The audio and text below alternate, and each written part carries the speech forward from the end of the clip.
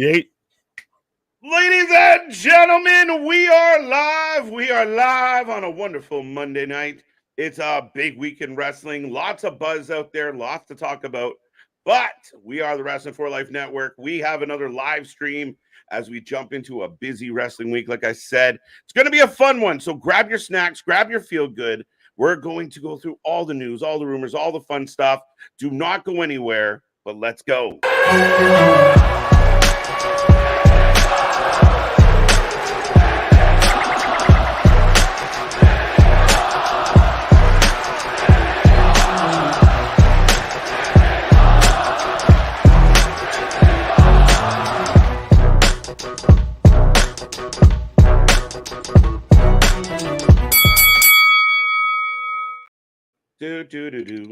Ladies and gentlemen, like I said, we are the Wrestling for Life Network. We're back at it again with another live stream. Monday's kicking off with 3 hours of Raw. Lots of intrigue, lots of rumors, lots of stories. Like we said, me and that pretty face are going to cover all of it tonight.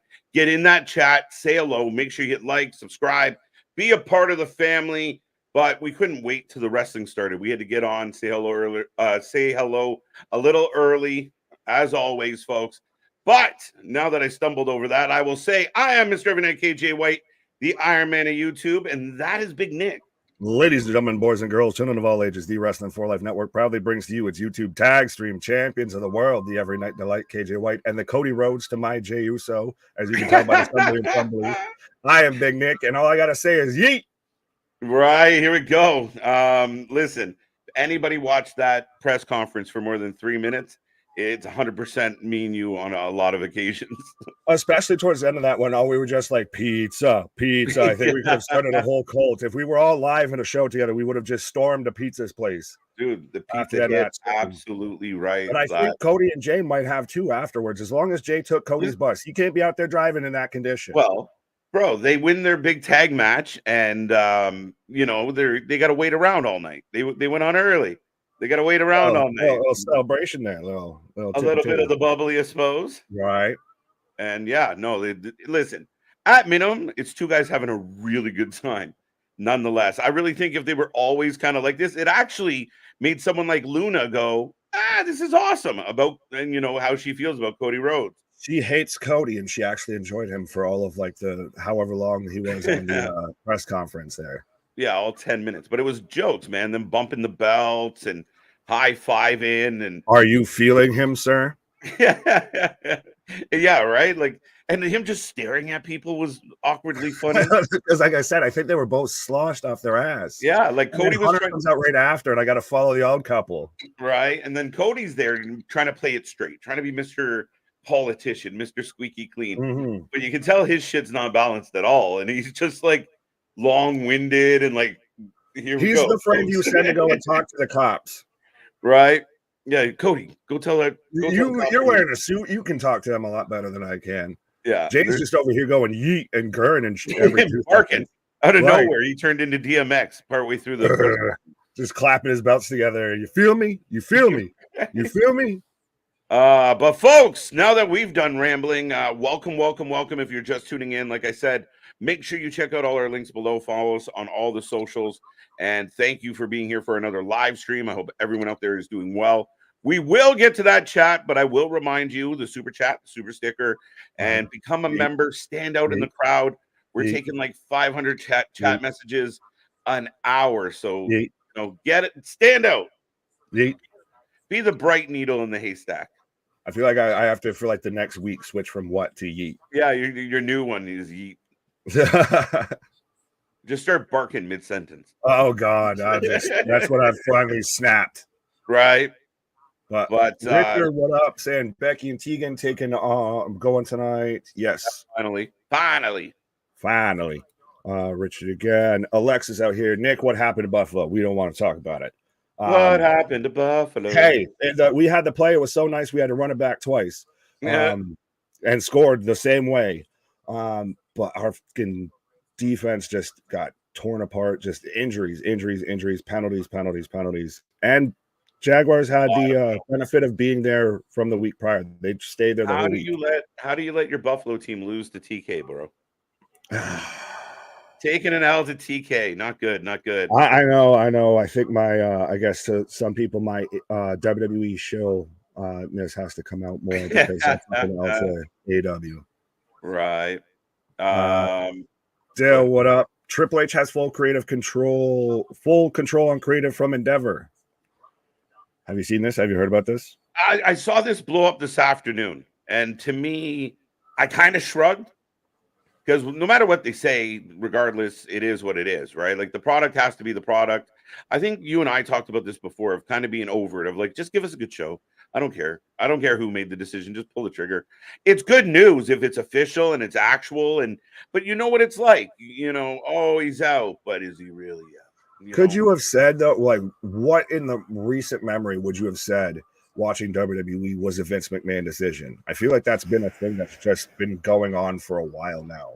Anytime somebody that the internet fan base does not want to win, it's a Vince McMahon. Oh, Vince did this. Oh, Vince did this. You're like, you guys are crazy. Like, we've said it for a long time. Triple H has a big hand in this. And I couldn't imagine playing hopscotch with, a 90-year-old man, one Monday to the next. Like, Vince just pull up and just start rewriting everything and fucking him over. Like, I had trouble buying that. So now that they've, like, put it on the record, it's all Triple H, I'm pretty content. Yeah, well, like you kind of said, we don't really think that Vince is there, like, just tearing up the script every good night or anything like that. He may have, made a decision or two from afar, and who's to say he still really couldn't at the end of the day if he really wanted to. But it's been pretty much a Triple H show already. It's not groundbreaking news here. Yeah, I mean, we see the return of Johnny Gargano. We see guys like Bronson Reed. We've seen Gunther. We've seen a lot of what we would call, kind of NXT Hunter guys and Hunter guys get some love as of late. Maybe not as Nakamura, much as we all want. Seth, Ricochet had a nice run. Right. Nakamura is a great example. I don't know if Nakamura gets a push if Vince McMahon's sitting in the chair still. Right. Right. I haven't seen on my glasses. He go back to doing side gimmicks with Boogs. He would have been right there alongside with Boogs potentially. Right. So yeah, I mean, overall, dude, very interesting. But yeah, good on Triple H. Now the ball's in his court. He doesn't have that safety net. So when the show gets fucked up, I don't want to hear Vince must have got involved. No, it's trips. No more goalpost moving. No more. You have no excuses. This is it. Yeah, man. Rest in peace, Bray Wyatt. What up? I guess he's coming back from under a different name. Shout out my guy. Okay. Clay, what up? Joe Black, what up? Ashton, hello everyone. I think you're a new name. Otis, we got Otis. Otis, yo, welcome back. Right. Damien, the leader of the Hopium tribe, what up? And we got Ian Patrick Gagnon. I hope I pronounced that right. Gagnon? What's up, those? Yeah, you're closer to Quebec. I'm going Gagnon. You can say it a lot better. Gagnon? Gagnon? Yeah, maybe. Todd, what up? C Money, always breaking out the creed here. It's just karaoke night with C. Hello, my friends, we meet again. Ronnie, what up? James, Jay and Cody at the press conference was hilarious. Yes, it was amazing. Boston, Tim, what up? But not only just that, we also had Carlito return at Fastlane. Yes, we had new tag champs, obviously. We had. What was more surprising? That Carlito came back, or we had new tag champs? Yeah, those two. Yeah, that we have new tag champs. Easy. Yeah, even right. That's what Jay said. I bet y'all lost a lot of money thinking that the Judgment Day was going to retain. One of the first things he said, it killed me. Absolutely. I think it was a given at some point that we were going to get Carlito. We talked about it. It was supposed to happen, I think, back in July. Mm-hmm. And yeah, we kind of knew it was coming. Yeah, it never really manifested. But go ahead. I was going to say, I do have to say about this whole tag team thing. Good on them for surprising the people. Some people out there can just not be pleased at all. Like, it doesn't matter what they do. If Cody would have lost, they buried him. Cody won. Anybody who took the time to post, oh, yay, this is the end of the story with the tag belts. Shut up. It makes you look stupid. It's just another chapter. We're not over. He didn't die last night. He didn't retire. Like, pull your head out of your ass and realize that him winning the tag belts on the way to whatever his eventual conclusion of his story is perfectly fine. So way And to it's get him good. to SmackDown. It's his way to get to SmackDown. I love it. It's his golden ticket to SmackDown, because as soon as I saw that, I saw a couple people online talking about it, and I agree with it. Of shout out, keep it blaze, all that. Yep. Guess who's probably going to take the belts off of him? His brother or his two brothers, actually. That's what I think so. They got to balance it out, right? We got one who's with an extra title run, so it's got to go the other way. Well, and then too, like I said, it's his ticket to get over to SmackDown. It's that way you get that connection between him and Roman, because now he's going to have cross-platform belts, so he can show up on both shows. Not like it really mattered before, but still. You know what I do kind of love about this, though?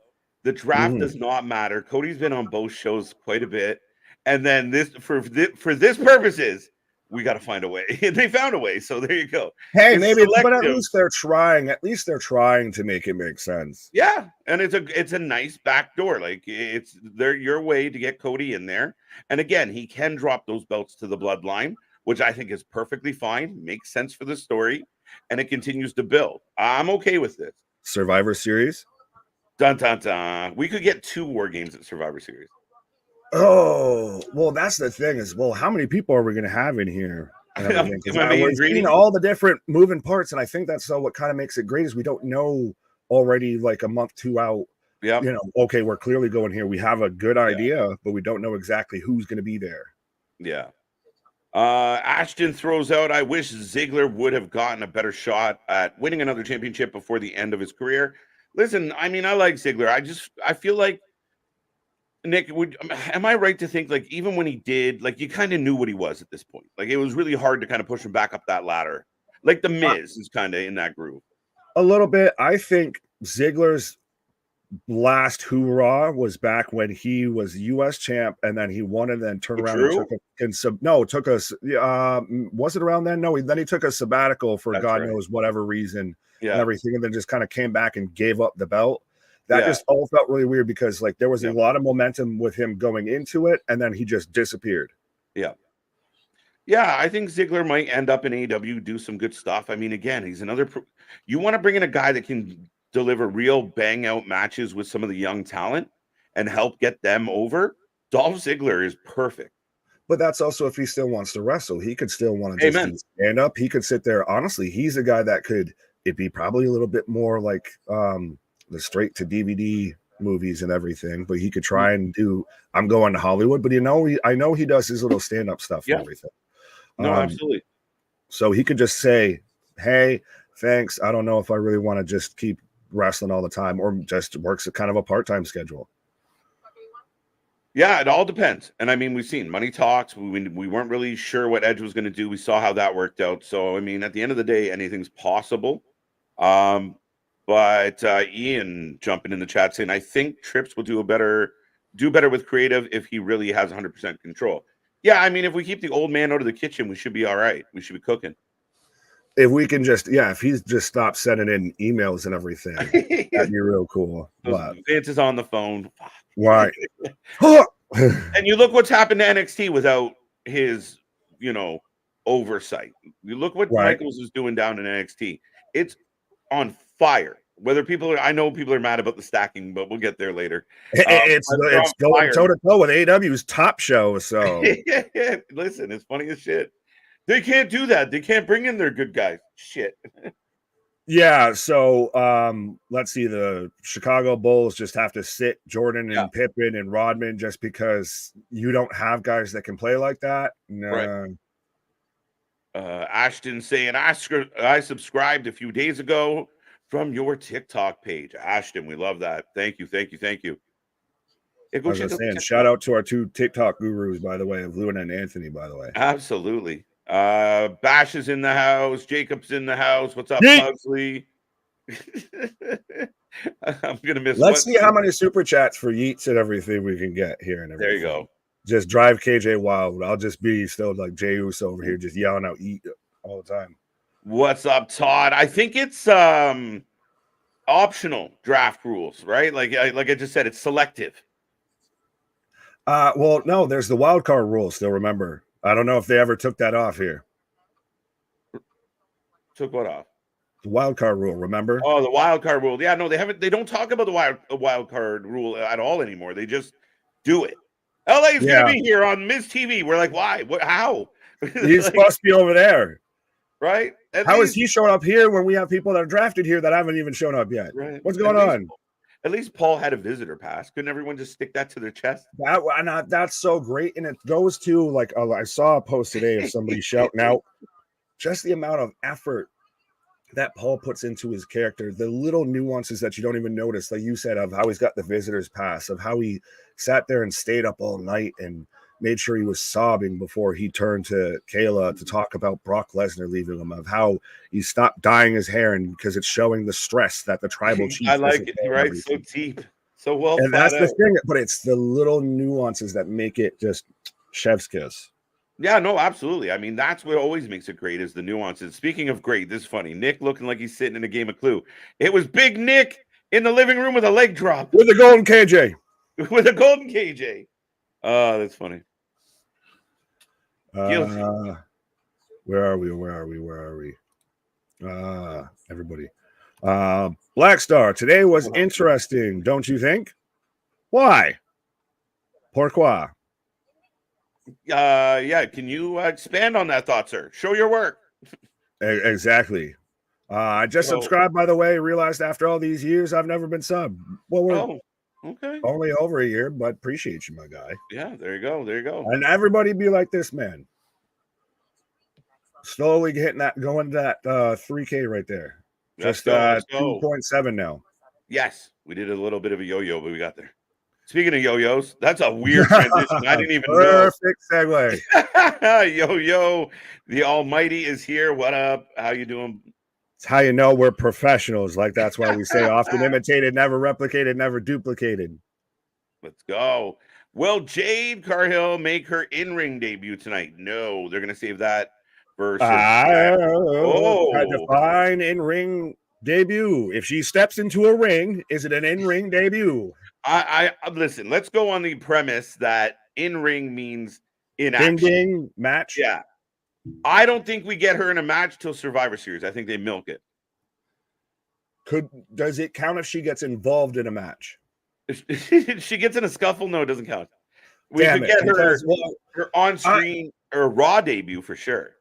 Well, I'll use this to tie it into because we're about a little over 10 minutes away from Raw kicking off here. I think that there's the potential she could get involved in the Becky Lynch Tegan Knox match, and unfortunately, I feel like Tegan Knox may not come out on the better end of that. No. In that, I think Jade's going to be. Would it be weird if she goes after Becky because it's the NXT belt? But if she's there on Raw and Becky's on Raw, I don't know. All of this call down, but not call downs, has kind of messed some stuff up. Could she cost Becky? Let Tegan Knox be the new champion. Fair play. I mean, and that's a nice baby face. Tiffany wants her comeback. If they're not calling her up yet, and you kind of want her involved, Tegan's a nice baby face to play her against, right? Polar opposites. Oh, absolutely.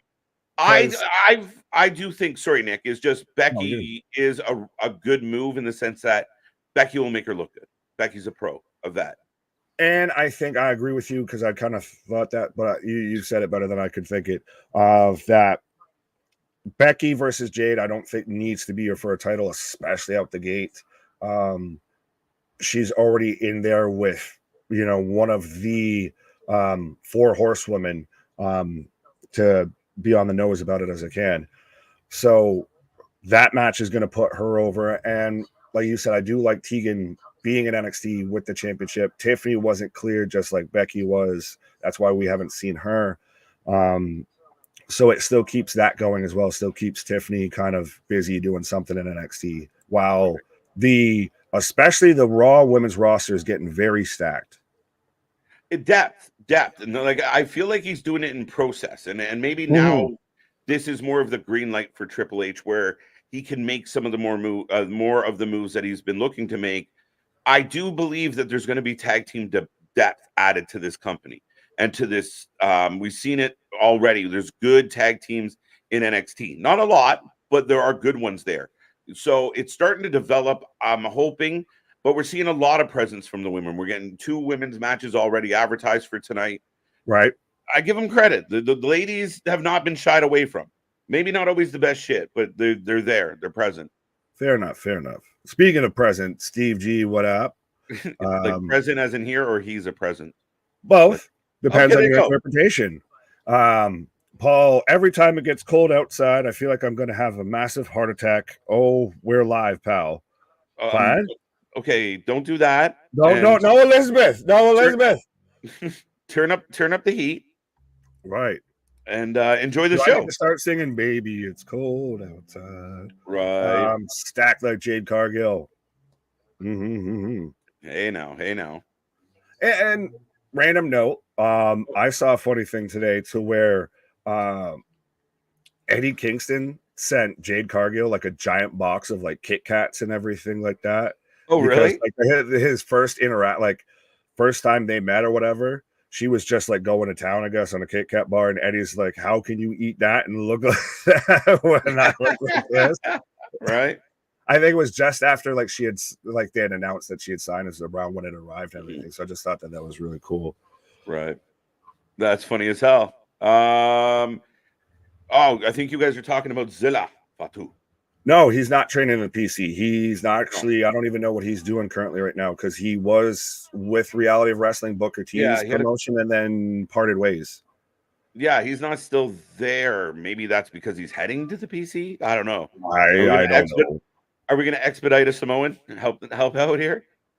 I worry it might be, and I don't want to say anything that I don't fully know. So this is completely just opinion and guesstimate. Might be something a bit more like with Jacob. Like how we've always had the question of like, would Jacob ever actually go to WWE? Would it be more of a bit of a problem type thing than anything? Right. No, I don't disagree with you there. They are not calling the name just Survivor Series at Richard. What did we miss there? Dale Campbell, all the multi-teams we've seen, screams for War Games. WWE.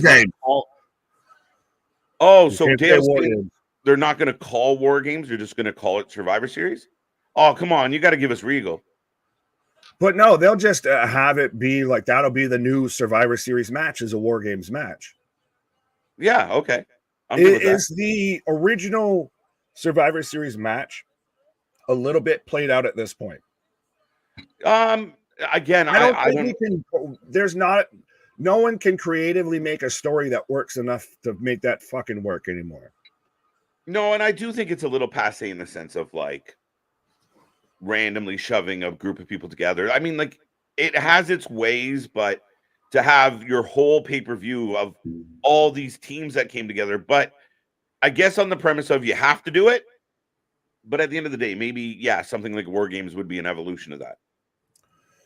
Right. Christopher said, did anyone see AEW had a few people Saturday night?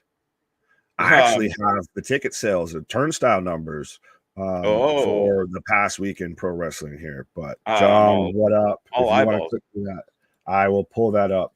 What's up, John? Yeah, no, I saw some pictures and it's. Oh no, I have. WrestleTix put together a list of the attendance figures for WWE and AEW television shows from this week. So that's who I'm sourcing. WWE RAW in San Jose, California at the SAP Center was 10,707 sold. Okay. Solid. AEW Dynamite Stockton Arena from Stockton, California was 3,825 sold. So we're less than 40%. A third of Raw. Yeah, less than 40% is not doesn't sound like a competing brand. And remember, that was Edge's debut after Wrestle Dream. Tabernacle. WWE SmackDown Enterprise Center in St. Louis, Missouri. Shout out CJ. 10,339 sold. Ooh, okay. So 20,000, almost 22. Yeah. AW Collision Maverick Center from Salt Lake City, Utah. 2,245 sold. See, so Oh, I'll let you finish. No, I was just gonna say, so both nights Elizabeth for to those AEW numbers. doesn't equal half of either show. Granted, I don't have NXT, but NXT is always at Full Sail. They don't Yeah, travel. I mean, it's what, 300 people. Yeah, it's all. There's no actual paid attendance. Does that not scream to the idea that maybe Tony, just for the sake of visual optics and vibe in the arenas, to go to smaller venues? Yeah, please. It would just work so much better, and it's not. It almost feels like they think it's like conceding something. Like, see, we can do this. It's like, no, you should be packing these places out to where you have to turn people away. Yeah. Versus you're having to tarp off sections. I'm not saying WWE burns the fucking house down in ticket sales either, but when there's that much disparity, like, and you're running these huge venues, yeah, but when less sales looks a lot smaller in smaller venues. When you're doing 10K plus, you're pretty content, right? Like, I mean, it's a pretty full building. But yeah, I think, and again, if it's a prideful decision, okay, we sold out, a smaller venue that sat 3,500 people. We sold it out. We had to turn people away. We were packed, right? Create that need for it, like you said. Now, right. Okay, well, yeah, but they're doing smaller arenas, or do a big arena and have it, 1/3 full. Optically, just fill the place and have it go insane. I think the vibe at the show would be better. 100%. Well, and to me, it would work because you don't burn out these huge arenas. Like, when you only do those huge arenas, you only can go to certain places, and they already only go to certain places. How many times have we joked about it to where they were running pretty much every show through Chicago? Chicago, Florida, back and forth. But when you do the smaller venues, Tupelo, Mississippi, New Hampshire, Vermont, in Oklahoma, all of that, they get an AEW Dynamite. And I bet you, if you actually get a good product, and that's your true litmus test there, is if you can go out to fucking podunk nowhere and still draw and still probably still do the same ticket sales, then I'd take it as a win. Yeah. Fair enough. I mean, and you're not wrong. Like, yeah, I just think it would really make sense. And I think it adds to the overall experience. If you're in a crowded room, it just feels like better energy. And there's times when me and you have covered it live and we're like, crowd doesn't seem too into it. Then you hear from people who were there, like, oh no, we were going crazy. Sorry, we couldn't hear you. The technical issues are that too going through the roof right now, to where they literally have a technical issue, then make fun of it in the same show. And you have Edge go on past when anybody would figure that if they're recording it when the show would end, if they're, I'll catch it at, this point or whatever. Right. He's going past the 10 o'clock hour because you had to re-air a segment that had already aired because the audio didn't play the first time. And it might have gotten worse depending on who you ask. I'm glad I ended up on a pause for the cause, and you had to suffer through that, sir. I do not envy you. I just remember hearing you of like, it's somehow gotten worse. The music just made it a little bit more off-putting and very never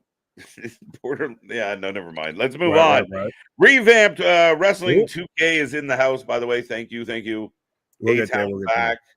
Lots of new names. Rocco, I'm so ready for WrestleMania tomorrow night. I saw SRS actually tweeted that too. No, man, it's insane. Even trying to put together like any kind of graphic, you're like, there's too many people. Everybody just do company logo versus company logo. Right. I got Zen on my screen right now, Nick. I have Richard Wolf, executive producer of Law and Order. It's one of my favorite Wolves, Richard. Yeah. But yeah, folks, we are about to kick off Monday Night Raw. We are syncing up on the Zen, if anybody was curious, and we are ready to roll. If you don't know, that's Big Nick. I am KJ, and we have all the action for the next 3+ hours here on the channel. Any questions, get in the chat. We want to know what's on your wrestling mind. We'll take a prediction for every match, and we will take a rating out of 10 at the end. Absolutely. Well, I was going to say, and we haven't even shouted out our new predictions champion there from the weekend there, A. Johnson. A two-time champion. Maybe. We'll have to look through the record books with this belt. A little bit, but that's the thing, is we've never had someone retain it. Yeah. Mega saying, well, this is to you. Happy Thanksgiving, bros. Happy Turkey Day. Yeah. Happy Indigenous People Day. Gobble gobble. Christopher AW whooping 50 guests. What? Whopping 50 guests. Whopping. Tabernacle. So that's where you pop revamp with the tabernacle. Right. Tabernacle. Steve, what up? We got everybody popping off. We got TJ. We got MD knowing who I'm talking about. Happy birthday, Tony. No, Easy Bake. That's tomorrow. Tomorrow. All right. Hagen, what up? Hand purple blue face. And then MD said, I'm coming for the Predictions World Championship. Bring it. Let's go. As I'm getting a replay of the women's match from Fastlane, sir. Are you there? Yes. Figure 8. Moonsault. Yep. We're like, yeah, perfect. Buddy. I like when we sync up. Pause. Well, pause on this too. I was going to go with Richard saying, let's do this. And then you wanted to just go to here. Right. What are the odds? I spit in the face that people don't want to be cool. Don't want to be cool? That threw me off. Real saying Dynamite is still significantly more watchable than Raw and SmackDown. Opinion, sir. I would beg to disagree. WWE is all about 3-month feuds, rinse, repeat matches like tonight, aside from Becky and Tegan. Yeah, I mean, it's got some repetition to it, but again, I would equate that to some storytelling and such. Some weeks Dynamite's better, but I mean, again, it's all in the eye of the beholder. Dynamite lacks story, lacks depth, lacks maturity at times, and that's just as a fan of AEW. It could be a lot better. In that regard, I think WWE's got some blemishes to tidy up here, especially Raw. Well, so with WWE, you're saying it goes too long. I would argue with AEW, it goes too short. Like, tell me any sort of long-standing. Yeah, it doesn't go. Tell me any long-standing feud going on right now in AEW, besides the potential between MJF and Adam Cole, which that's on the shelf now because he's injured. Well, everything else is hearsay, backstage rumor, dirt sheet shit. Yeah. And that's what you use to build a feud in your mind because they don't book one on their TV. Fair enough. Like right now, we're getting a replay of Seth and Nakamura. This has gone on for a couple months. Is there anything outside of Adam Cole and MJF that's really built like this for 2 months? No. Right? Like, so, I mean, it again. Darby, Christian, Lucha, Darby, maybe. Christian a little bit. Yeah. Close second. Rollins beats the count, folks, as we get the replay.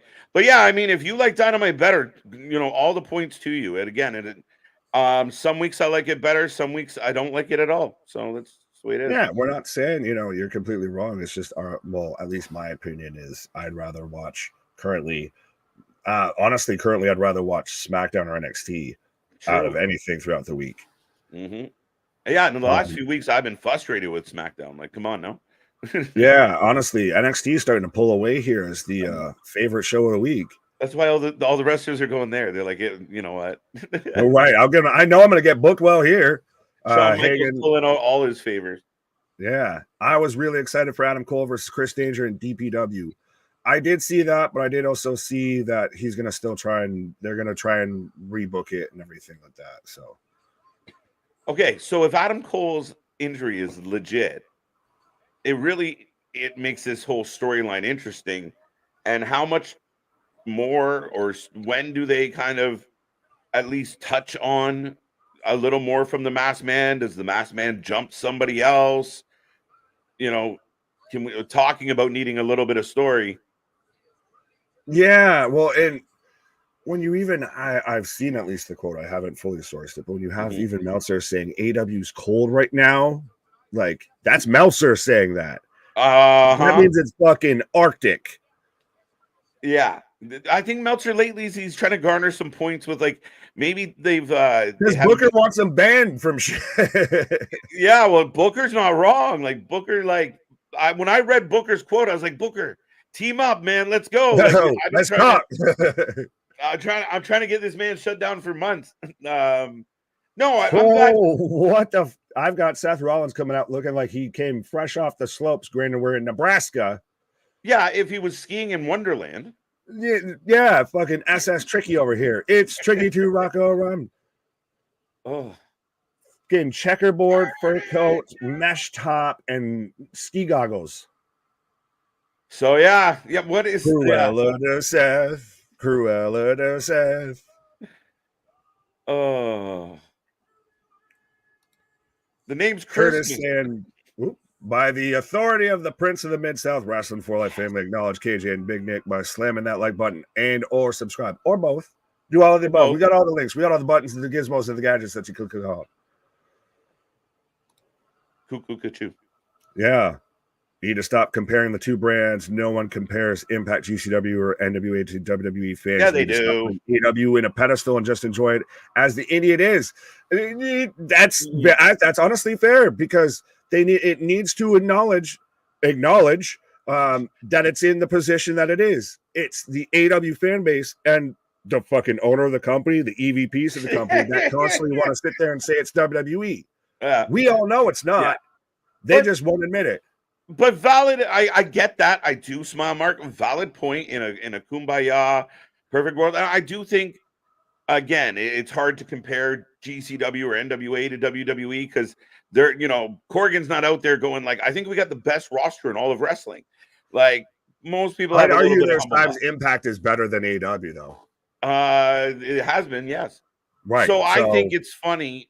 The other side of this coin is you always get sports fans comparing their favorite teams, their favorite leagues, their favorite shit. It's just kind of the nature of the beast, right? Like, it's like when fucking Bills fans are fighting with Giants fans. We just accept that. That's kind of how it's going to be. So, well, now it's Jaguars fans. Fuck you, Tony. I've learned to just sit. Yeah, right. I learned to just sit back and take in the chaos now. Like, these people are all crazy. As I've got Seth Rollins cutting a promo, and I like that even welcome to Monday night. He just has to hold the mic up and right. Pop.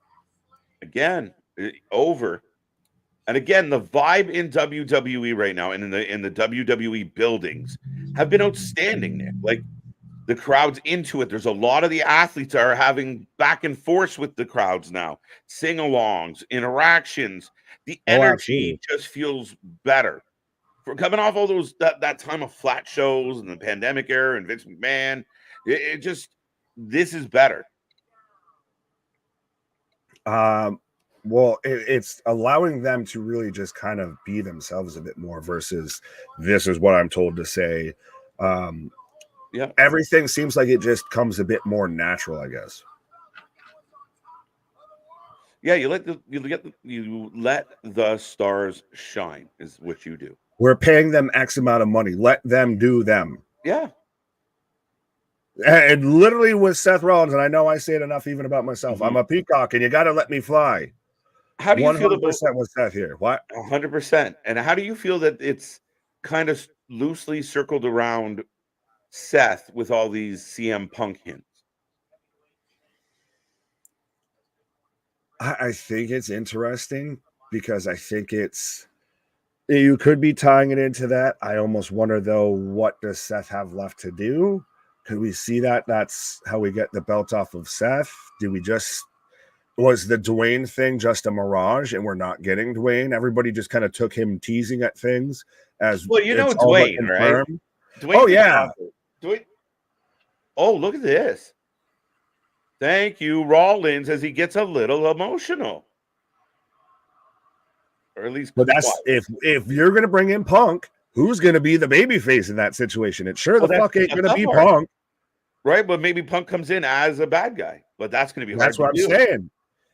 We run back Roman and Cody, and then we get Seth and Punk. Yeah, the Dwayne thing has never been confirmed. Big pop for Seth. I'm just getting started. It's been a good title run. Would anyone disagree that Seth has had a pretty good title run? You know how you judge it's been a pretty good title run? Because the secondary stigma has dropped off it. Not a lot of talk about that anymore, which I thought and it's been just natural. It organically fell off of it. I'm like it. And that's what I hoped happened. And Seth's been good. I mean, I really enjoyed the Nakamura rivalry. And I know a lot of people are bummed out about Nakamura. I am too. I don't know what they're going to do with Naki at this point. Don't call him Naki. That's what you do. You don't call him Naki. That's for damn sure. Uh-oh. Drew McIntyre. Many people forget, well, Justin says, many people forget, excuse me, that Vince McMahon would never have sold his company if it wasn't in Control 100. What? I think I kind of get where you're going, but not fully. So moving on. Thank you, Justin. Well, I would have never sold his company if it wasn't in his 100% control. But that's the thing is you can't sell a company. Was he saying he was forced to sell it? Nah. I don't think that. I think he's trying to say that he sold it and still is somehow in 100% control of his company. Like, no, that defeats the entire thing of selling it. We're too vitamined up and we're too Jey Uso and Cody Rhodes to figure out your comment here. So you might have to restate it. Where I'm out here like Jey Uso, like, why you gotta ask a hard question? Right. Just what is Drew doing? I think Drew's got a sore neck. Did he sleep funny? Are you all right? There's been this little kind of halfway. He's not fully a heel, but he's not fully a babyface tease with Drew here. And we might be getting rumored Drew versus Seth like we thought was going to happen when we initially got Drew back. At Saudi, I'm okay with this, though. Drew needs something, but Drew's not going to win. So we'll see what happens. I don't know. Ooh, Drew and Saudi? Who better to drop to the Money in the Bank than Drew? Who better than Drew? So yeah, Johnson saying the champ is here 3-time. I don't know if you're 3-time. 3-time. The third time. There you go, Trips. Damian Priest is like a shark smelling blood in the water. I believe he'll cash in tonight. Ooh, bold prediction. Tonight. Curtis, bold. I'll take anyone on any time. Relax. The party's still on. See, that's where he's playing that tweener game of like, I'm not bad. But he's a better tweener than like fucking Moxley in the BCC. Of like, you really kind of don't know exactly his full motives. There's a difference between a tweener and a flip-flopper. And I feel like the BCC flip-flop more than they tween. Pause. I don't even think if anyone's listening to this. But yeah, I think they definitely spend a little more time going back and forth opposed to walking the line. Right. Austin, what up? JV, what up? Jake, what up? That's going to be the new thing. Yeah. Yeet. Remember when Michael Cole would say shark in the water all the time when Ken Shamrock was in the ring? Fair enough. Right.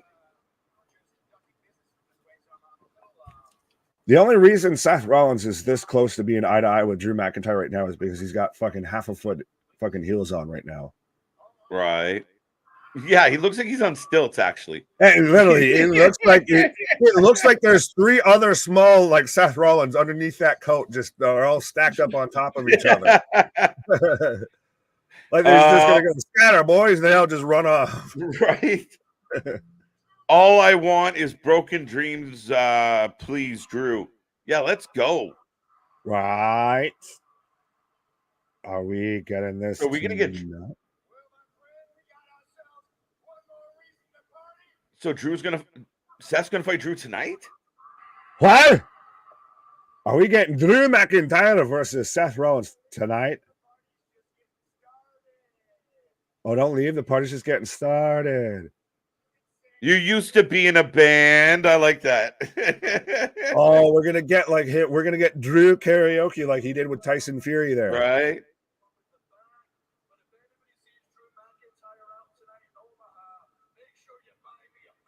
See, a babyface pop for Drew. Yeah. So it's not got to be tonight. But it's what it sounded like. Yeah. When did they book this match for, fact checkers? We were talking too much here. Oh, no. Crown Jewel. Damian. Hey. Oh, so they did make it for Crown Jewel. Well, I'm just assuming because the next thing Michael Cole started to talk about was the pitch to Crown Jewel. So I'm like, well, that's got to be that segue. What is happening? Oh, see, but this is where we get this tweener because right, he's Rusev playing and looks back and we get the shot of he sees look. Seth get beat up and he doesn't come to help. Oh, he's calling for a Tom. Oh, we got the case. Oh, Drew is saying no. Drew stops Dom from cashing in. Oh, it looks like we're gonna get ourselves a tag team match, player. Holla, here we go. Last guy was kissed Dom and he just chucks the briefcase. Just chucks it. Hey, there's proof there's nothing in that goddamn briefcase because it popped open and nothing fell out. Just air. That nothing. You have nothing. How is Rollins taking bumps and giving clotheslines in those boots? That's talent. Vogue, strike a pose. Good answer. Drew versus Seth at Crown Jewel. It looks that way. Keyshawn said MJF had said nothing but facts. Are we talking about him saying that AEW has the best roster of all time? Is that what we're talking about? What else? That's what I'm asking. Because if that's what we're talking about, yeah. Sorry, no, I was going to say what he said about like flips and tricks and making his match over. I gave Brian Alvarez shit for he called him right out for saying that it was his 2-on-1 match was gimmicky, and he explained why he felt it mattered. Right, so maybe it's that. But now, as far as having the best roster ever, listen, guys, that's delusion as grandeur. But as the captain of the team, I guess I see what he's doing, but it's not true. Best roster ever is what he said. We're not talking just WWE versus AEW because you could still make that argument. I've made that argument of you could debate. It could be close. It's just certain people aren't used right, or most people aren't used right on one side or either side. But to say it's the best roster of all time, let's just look at Stone Cold Steve Austin, The Rock, The Undertaker, Kane, Triple H, Shawn Michaels, etc. We're all on the same roster at the same time. Well, I mean, even look, we haven't had one. It's been a minute. It's been a minute. Welcome back. Bye, Felicia. Right, bye, Sex Pod.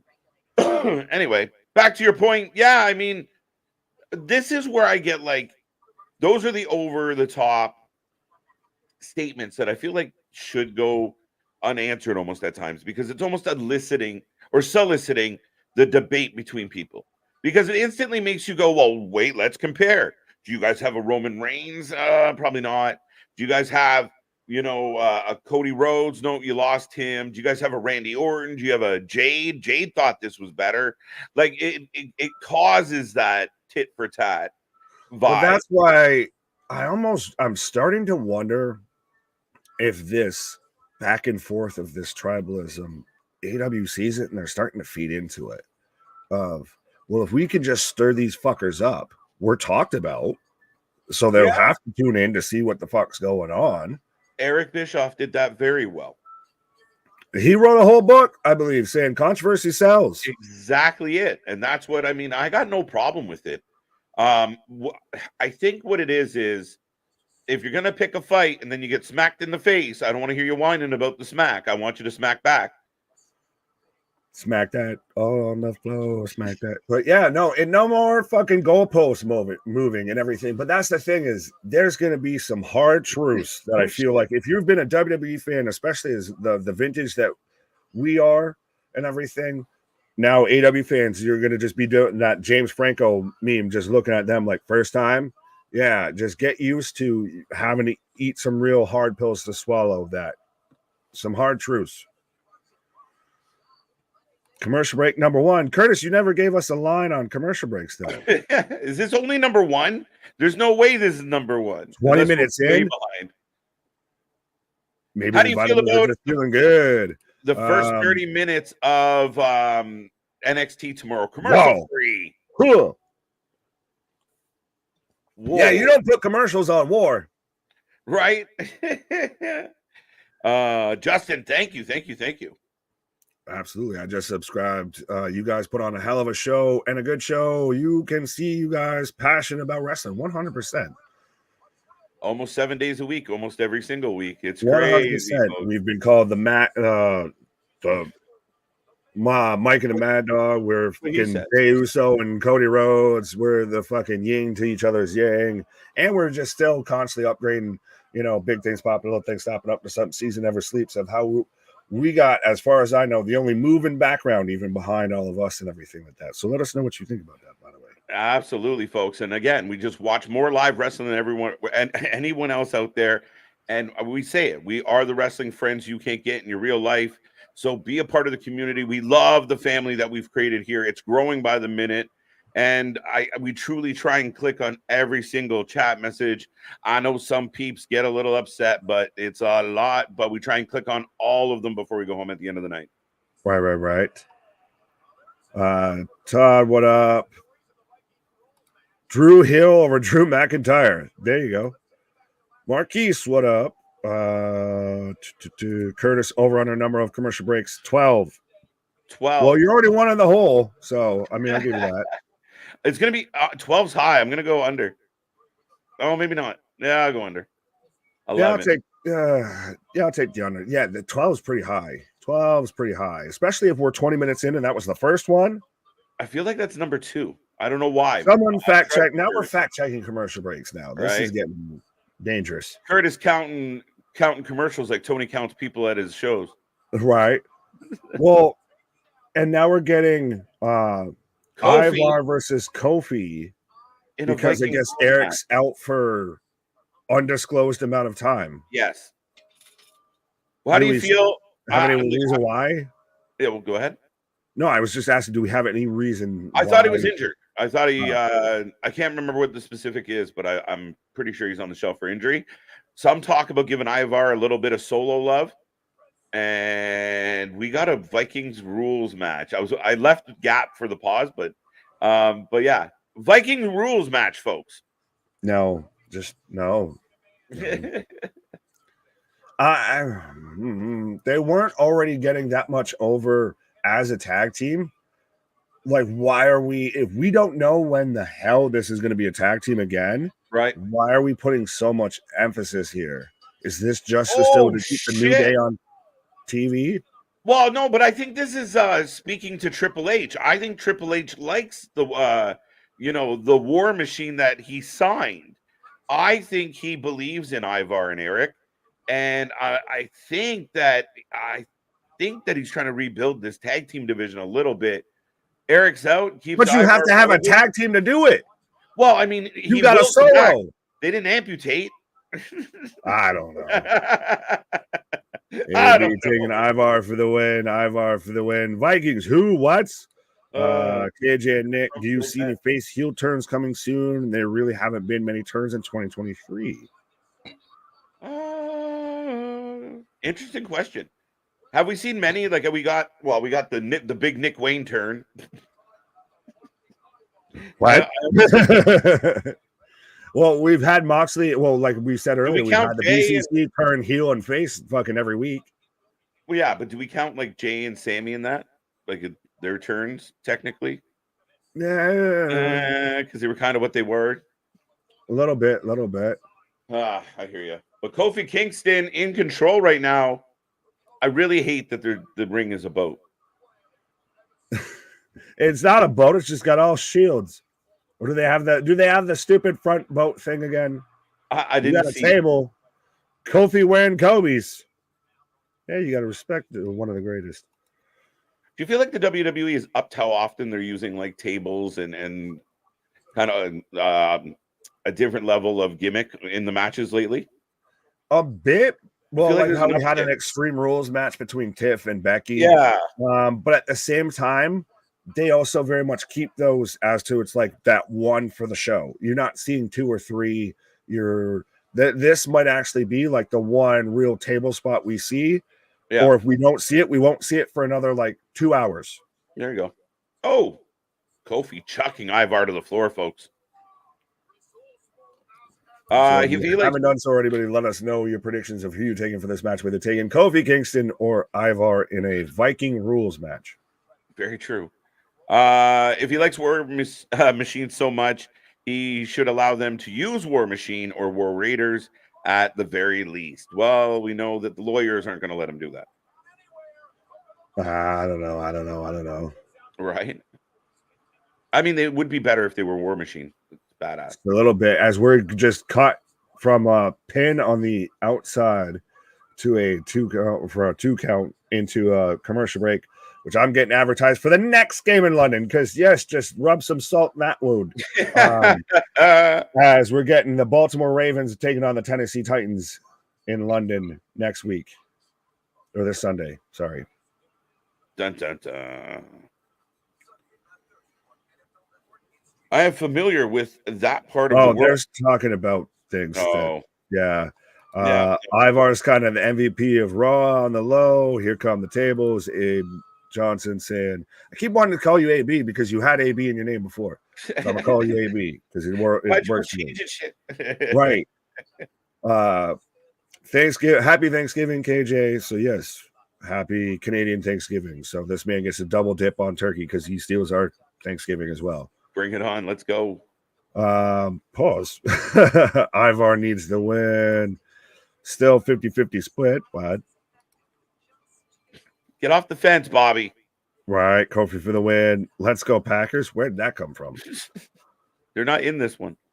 No, not happening. Yeah, War Machine, if he was pushed, I could see him as a top guy to hold Rollins' belt. Oh, really? War Machine's a tag team, sir. So did they just fusion dance and now they're just together as one human being? Together we are both one form of War Machine, and they just like fucking Voltron or like the Power Rangers. Right. Go, mighty Vikings, you mighty Morphin Vikings. Yeah, I don't see Ivar going after Rollins, but I do see it. You know, you could have Ivar take a run at Gunther to get kicked in the face for a little bit. Not win it, but be somebody imposable. I mean, we're just killing time till his partner comes back. I think the bright side of this is we've seen other tag teams just get buried when somebody gets hurt. At least they're kind of keeping them around. Maybe. Yeah, but maybe. I'm trying here. I ain't got much to stand on. Seriously, though, like not even Valhalla's there. Like it's just literally Ivar. He is the only Viking. He is the last Viking. He is the last Highlander. That's what they should call him. The last real Viking. The last Ronin. He can do the TMT fucking angle there. Right. Bills versus Giants this Sunday on NBC. Dun dun dun. They need a bounce back. So the only team that actually plays in New York will win that game. The actual New York team. The other teams are the Jersey Jets and the Jersey Giants. Right. And I stand by that statement. Kofi is probably hung over in Pizza Hut with Xavier. I mean, it would be better than getting beat up by Ivar. I mean, I don't know. Now that you said Pizza Hut, I'm having flashbacks to that stream too, where we're just like pizza. Oh man, Ivar for the win. The Packers are playing Monday Night Football. If that's what you call they're playing the Raiders right now. Man culpa. They're on the field. I don't know if they're playing, but whatever. Raider Nation. I'm back as I've got a Russian leg sweep off the top rope from Kofi with using a flag to get the Russian leg sweep going. Anything goes. Yeah. So you got who do you have in this match? Ivar? Yeah, Ivar. Ivar is on a upward trajectory, I think. I'm taking Kofi. Fair enough. You said fuck it. In case you couldn't tell how I feel about the Vikings. Yeah. And I liked them as War Machine and every other iteration that they've had, but now it's gone too far. Right. Oh. Kofi into a shield. We broke the shield. The only other man to break a shield like that is Seth Rollins. Yeah, no shit. Oh, SOS. I hear them shouting SOS. I'm just afraid. Why do we keep clicking we're on that? moving on past that. If you Yeah. want to talk about that, then CNN or Fox News or your local news source is better to help And you then out with listen, that than a wrestling channel. I get some of the valid question is, could that impact it? Of course, any type of thing like that could impact it. We thought it last year of like, are they still going? And yeah, they're still going. So, yeah. But other than that, we got to dodge that stuff, guys. We just want to keep our algorithm smiling. Right. We like being on YouTube. When it smile, like smile and wave, boys, smile and wave. Can we have a rule to where no one mentions pizza unless they provide? That is a solid rule, James, that if you bring up the pizza, you supply the pizza. Well, 100%. Or you go to your local pizza spot and you'll see if they'll sponsor us, and we'll recommend it. As long as they send us free pizza, we will fully praise their pizza shop. Oh, 2 on the sit down power bomb. Two count. Yeah, we definitely should be in bed with some pizza companies. Pause. We need the munchies, we need the vitamins, we need all of that covered right out the gate here. That's the sponsorships we need. We need to be walking out here like having sponsorship like the NASCAR drivers of M&M's, Monster, Jack Daniels, spinning heel kick. Big one. That's a fucking spinning tree trunk more than anything. Today is Leif Erikson's day. Is it? Hilarious. Hinga dinga durgan. Right. Go Braves. Boo. I can't talk. My Yankees ain't in there. And didn't even sniff it. So I didn't catch the French. Sorry, Bash. Here go. By the beard. That's rude. That's a DQ from 2 bearded men. That is extra painful. That sucks. To just get yeeted by your beard through a table. That is almost criminal. That is beard abuse, sir. Beard 2 abuse. big old handfuls of beard. Oh, Valhalla! No, I'm gonna come at you like a goddamn spider monkey. Oh, Xavier. Wait. She literally crouched down, like I said. I'm gonna come at you like a goddamn spider monkey. Out of nowhere. I'm all jacked up on Viking dew. Valhalla walking down Xavier Woods. He ducks out of the way. Valhalla would be more fitting in Impact going walking down. Dude, how did that man fit in there like that? Spinning heel kick. Like a cat. He's jumping around from like he fit right in that big fella. I would have bumped my head off the table. No, I'm amazed Xavier Woods managed to not just like Gogurt or something. Just you go splat now. Trouble in paradise. I might be wrong. No, not today. Through another table. It's a fun match, even if you don't like the people involved. Yeah, it's not a bad match, honestly. It actually turned out quite entertaining. And I'll give you that. It's entertaining as shit. I'll give you that. It's not bad. Right? Not too bad. Not too shabby. It very much is like the type of shit you would see in the Attitude Era. Yeah. 100% of it's got some story. Very much this would be a Vince Russo story, if anything. I feel like this whole situation is going way too slow, though. Well, you try and be that big and get up on the top rope like that. Oh my Russo! God. Is he dead? Is Kofi okay? He's managed to single-handedly squish SOS. both members of the New Day. SOS. Seriously. But we need help. But even Ivar's, he's all gashed up on his arm and everything, too. Yeah. Look at how he fit in that angle there, dude. Like a 8-ball corner pocket right there. Yeah. 100% what that was. Put some English on that. Exactly. I would have bumped my head like Ryan Styles. Put some Nordic on that instead of some English. Right. There you go. Do you think DIY be back today? I hope so in some capacity. We got 3 hours. That's the other team that people have said could take the tag titles off of Jey and Cody is DIY. For sure. Absolutely. I still kind of wanted DIY versus Sammy KO, but I want different tag teams or tag team belts on each show.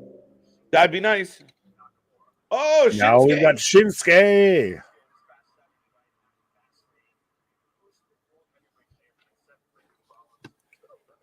I think slow burn it, Daniel. Always slow burn it. Nice and slow. I like this. The Berserker wins. My love for you is like a drunk Berserker. Berserker. That might be a channel first that the Berserker got dropped on this. Maybe. Yeah, but if there's a place that you're going to drop it and they're going to know who the Berserker is, it's 100% us. Ricochet going at Nakamura. Okay. I would help. As we've got the other Daivari, we've got Shane Helms trying to pull off Ricochet from Nakamura. I'm down for that match still, though. That's a hell of a match, though. The other Daivari.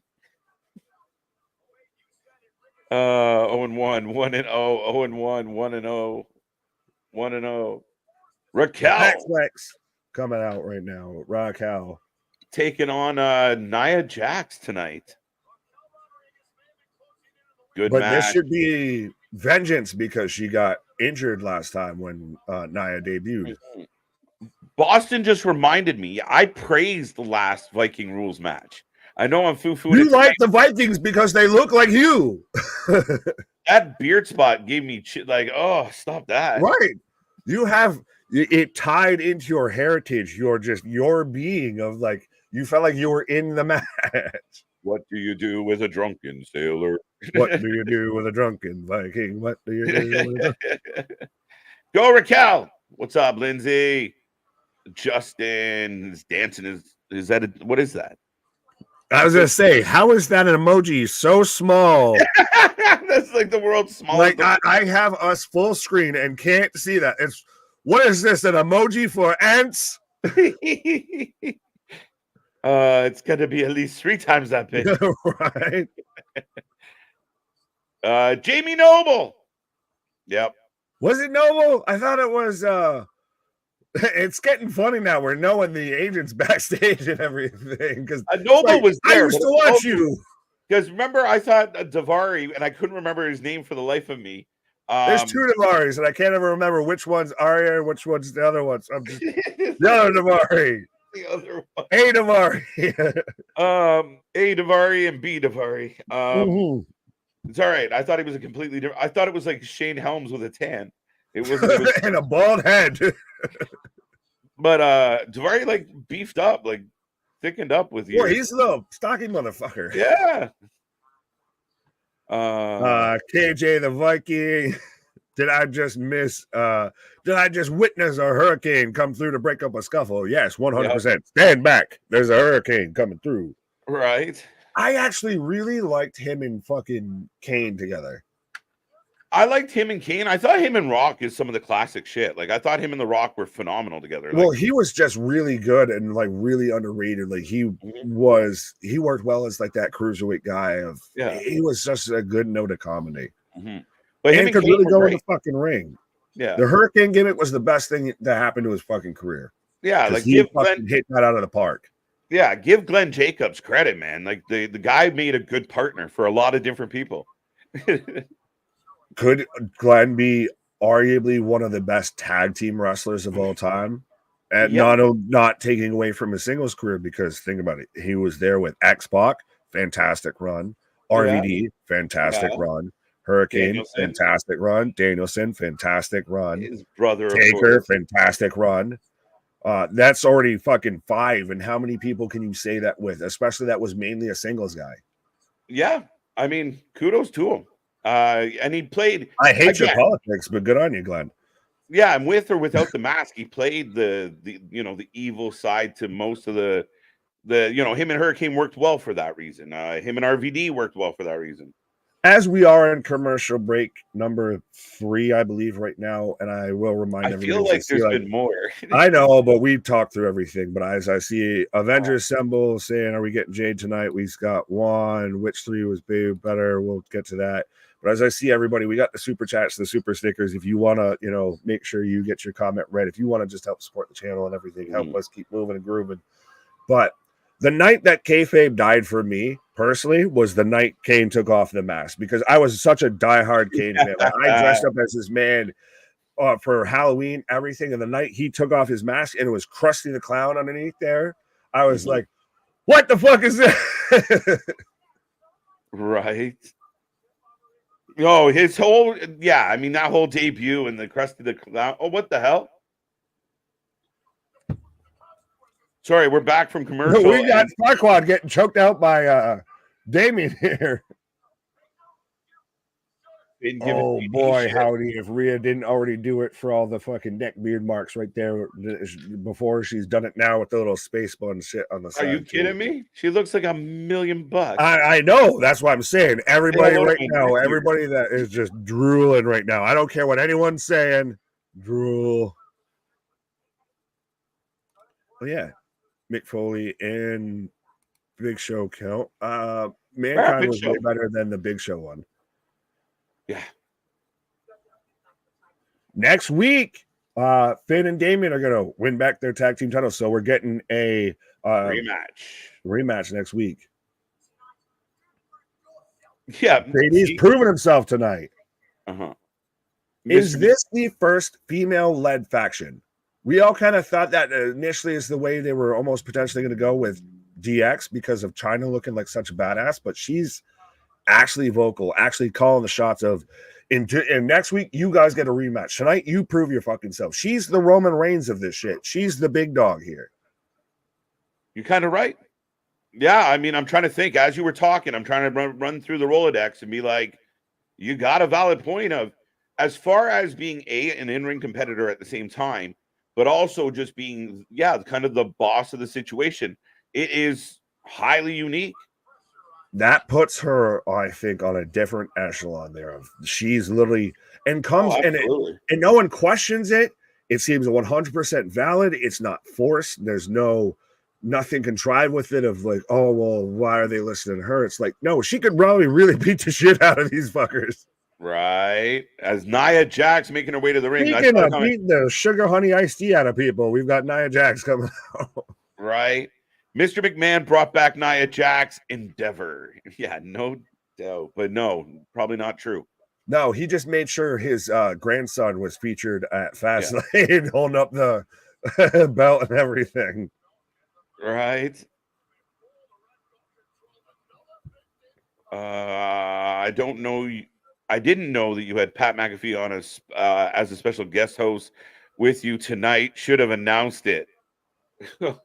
What you trying to mean by that, sir? What you trying to say? You can have that. You can have that. I was gonna say, which three was better? My dream match. We're gonna rate your dreams. Okay. NWO. I didn't say it. Hogan. Yes, you did. Yes, you did. Yes, you did.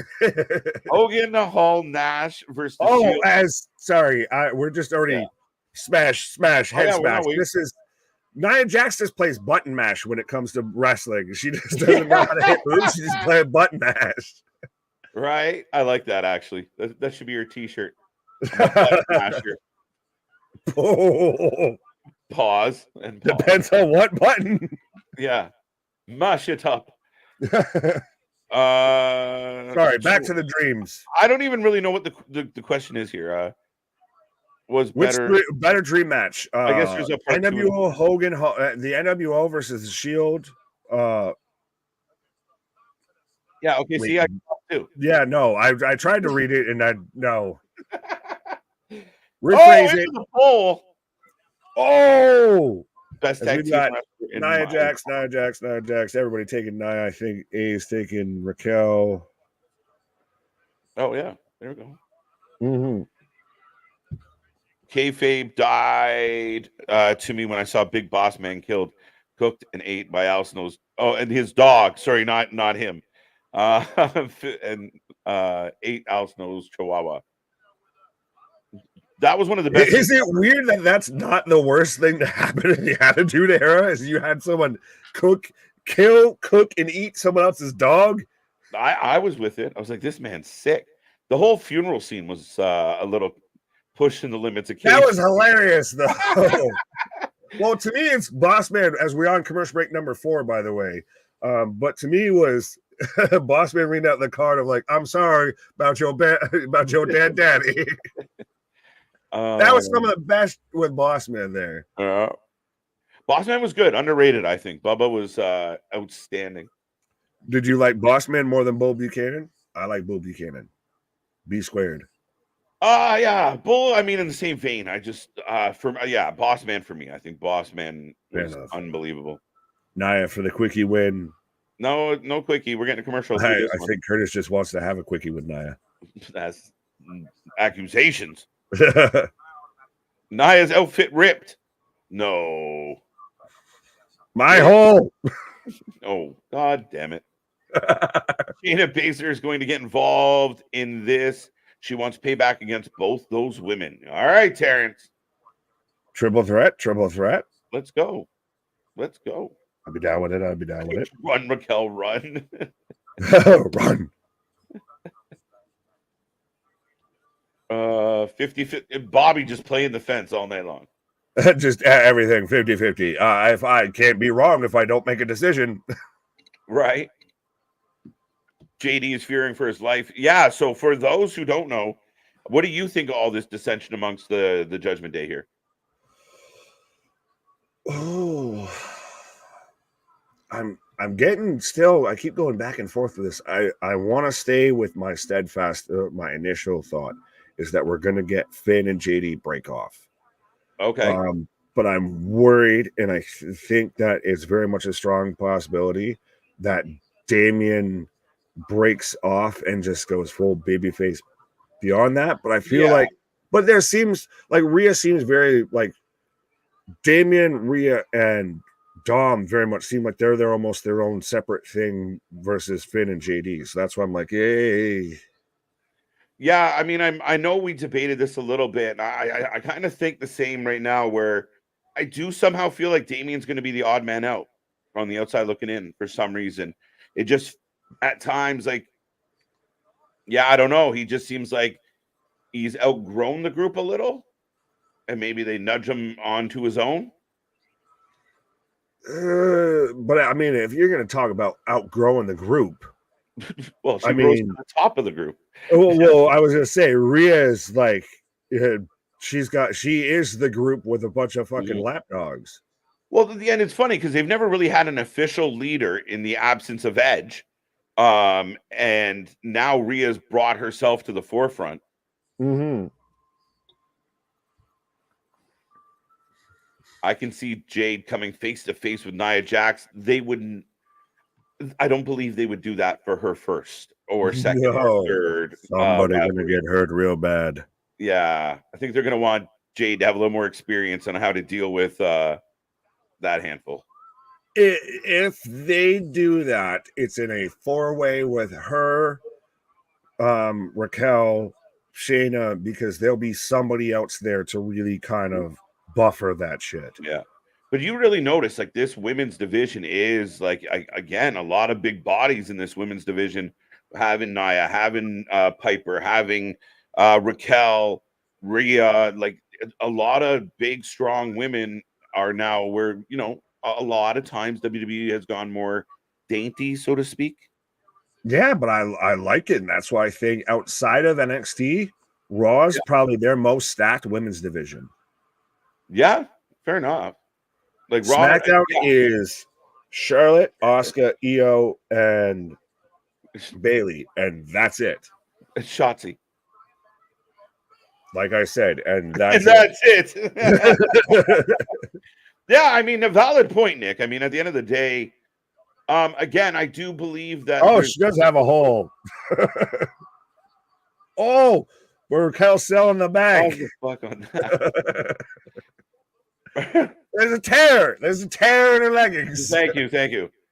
I remember the Bloodline when they let Sami Zayn in the same things going to happen with JD Madonna. JD Madonna. We had a Vogue reference earlier. Vogue.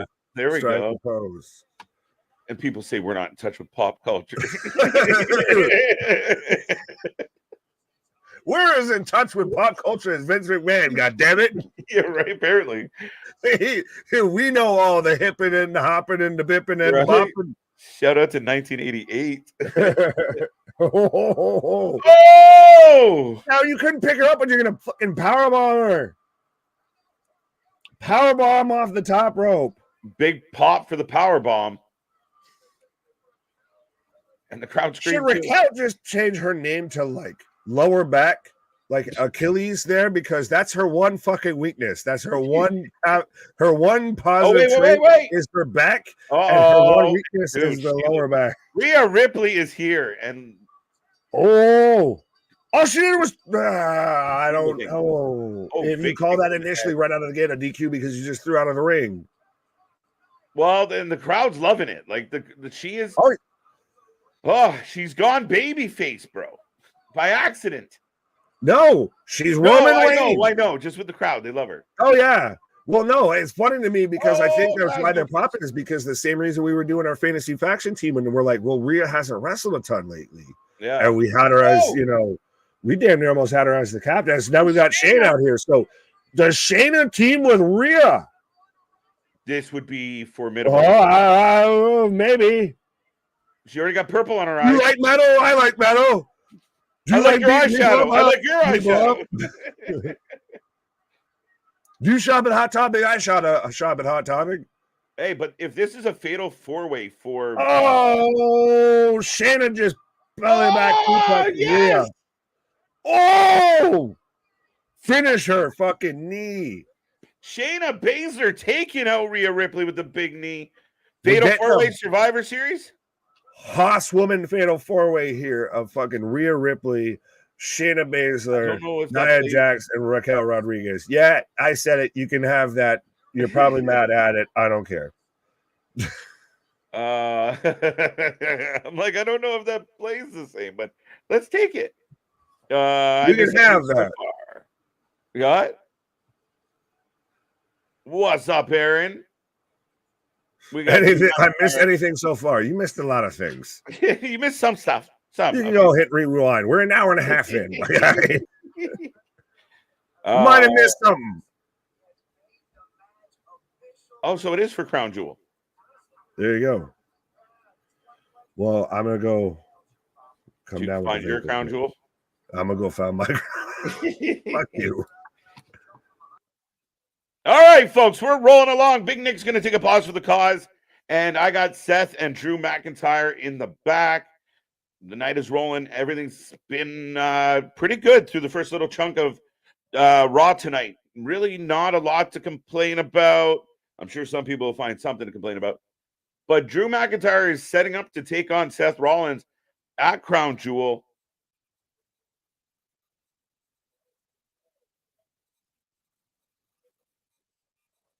Okay.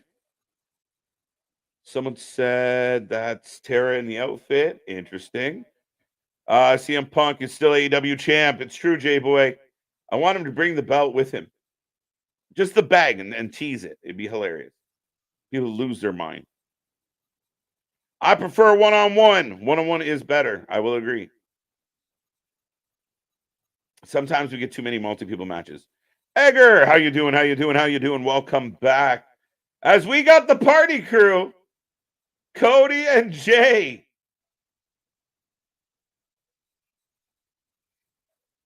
What is happening? All right. So up next, your new undisputed tag team champions will be live with us, folks. And again, it still looks like the same vibe. Jey is bouncing on his toes, acting a fool. Cody trying to play it straight. This duo might work better than people anticipate. And again, like I said earlier, if you were just tuning in, we talked on our pre-show tonight. I saw a lot of Cody ended the story with the belt. Like, guys, let's be real. I know it's so easy to be negative. It was a cool moment. Big surprise. Nobody really expected it. And right now, if they keep this up, it's going to be really, really good. So hard to complain, hard to take a pound of flesh out of that one. I like what they did. I like what they gave us. And again, this is just another chapter, right? Not every chapter is going to be the same. Cody did his stuff with Brock. He kind of floated for the last little bit. kept him kind of quiet. Now he's back into this with Jey. I think they're going to lose those belts to his brother. I really do. I think that's where it's heading, and I think that's not a bad place to head. Wow, Jay drunk on the post show and tonight. Yeah, Stan, see, this is where it gets interesting. I guess him acting like this tonight proves that he was just acting like that on Saturday. That's his new gimmick. Just have him hammed all the time. Commercial break number 5. This dude is insane good. We will find out. We will find out.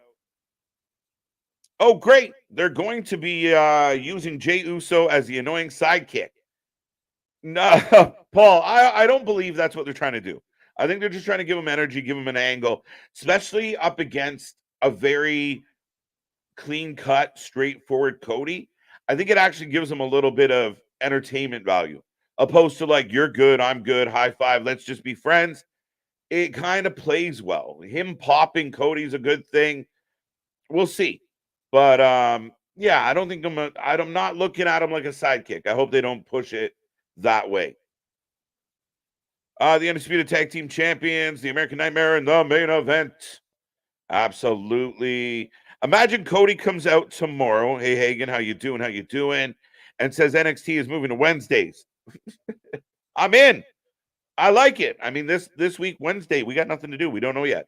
But it's amazing that is a possibility. But a lot of people have rumored that that NXT could make that move. Will it actually happen? I don't know. We will see. Old school buddy cop vibes. Yeah, I'm with you, Dan. I like it. I'll take that. But yeah, the idea of getting a Wednesday Night War, I'm all for it. I'm all for anything that helps them write better shows. Like, as fans, we're going to be here live tomorrow, myself and Big Nick. By the way, we're going early. We're going to be here at 7:30 again. We're going to do a little pre-show for it. We figure the night is that monumental. We should start a little bit earlier and come talk to the peeps.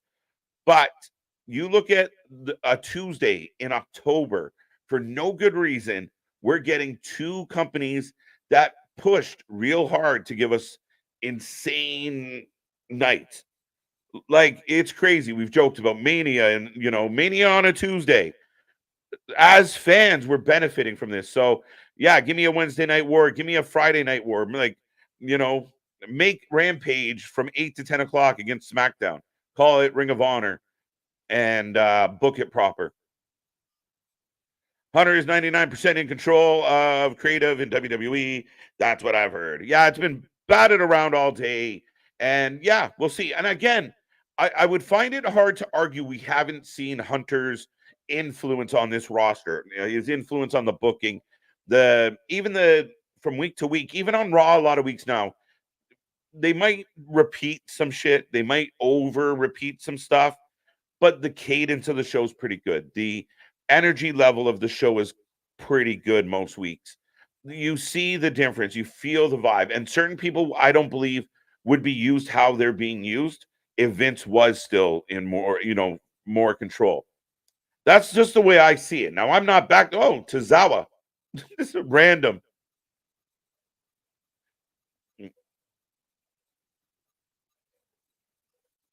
All right, Michael Cole. Introducing Jey Uso. Jey and Cody was drunk last night. They mentioned it Saturday night. And they had a few. Yeah, they had to sit around and wait. So they're chilling on Cody's bus, celebrating, waiting for this press conference. It's like 2.5 hours after their match. So, yeah, they were feeling it. Feeling it. But now I think Jey might lean into it. Wise Man is trying to get Y2J back. Roman, who up? What? What? Jey and Rhea have a thing going on. I like how they're playing that, Keyshawn, actually. I think it's cute. There you go. Todd loving it. SmackDown to Wednesdays. Dun, dun, dun. Easy bake. That'd be rude. Rude. I think AEW needs to book smaller venues. Aaron, I'm 100% with you. Absolutely. We talked about this earlier tonight. I think the optics of selling out a smaller venue, but having a really live, sold out crowd. And I mean, sometimes some of those smaller concerts, those smaller venue shows, whether it's, music, comedy, whatever, it plays better when the crowd is full. When you're in a big, giant building and you can feel the empty space, I mean, optics.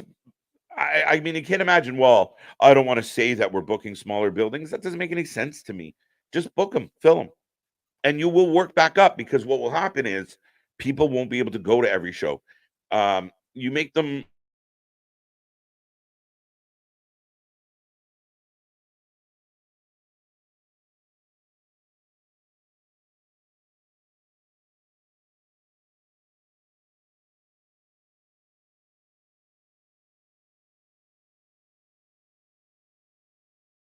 Am I still with you? Hello? Okay, I think I paused. I might be glitching a little here, folks. But my apologies. Anyway, that wind blows. Tomorrow, AEW Dynamite. I don't even know what I was saying prior to freezing there. So let's just say yes to whatever. What a main event. Yeah. Oh, that's what we were saying. Yeah, definitely smaller venues. Smaller venues, better shows. Better energy in the show, I think. First time entrance for Cody as the American Nightmare. Don't know if that's accurate. Do you know why Monday Night Raw always goes off the air at 11? Because I'm confused. Like that it ends flat, that there's never any run over. I don't know what to say to that, Mr. Steve-O. But or are you suggesting because it should end at 10? I'm also confused about that. You can tell Vince doesn't have his paws all over the show because they don't start and stop storylines every week. They are actually paying things off long term. And that's the funny side. Like, we were getting Vince's stop and start booking. Now we got Triple H, and yeah, we might get like 6-man tag and another 6-man tag. But at least he's trying to keep people around each other and build some story and that rivalry heading into, pay-per-views and such. So again, we got to pick our poison a little bit sometimes. And speaking of picking our poison, Oh, there, delayed. Sorry, vitamins. I jumped the gun. No, you're good. Well, as speaking of picking their poison, of how even Jay's leaning, like you said, into that yeet.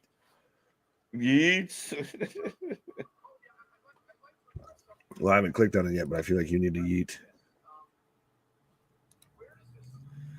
Yeah. So what do you want to talk about? How drunk were you last night? That's what I want to talk about. Seriously. Cody, I'm going to need you to blow into this breathalyzer before you can do this interview, sir. Oh, so we're going back to finishing the story. That's been the best and worst thing Cody Rhodes has ever said. I still think it's good because, it's been the albatross around his neck.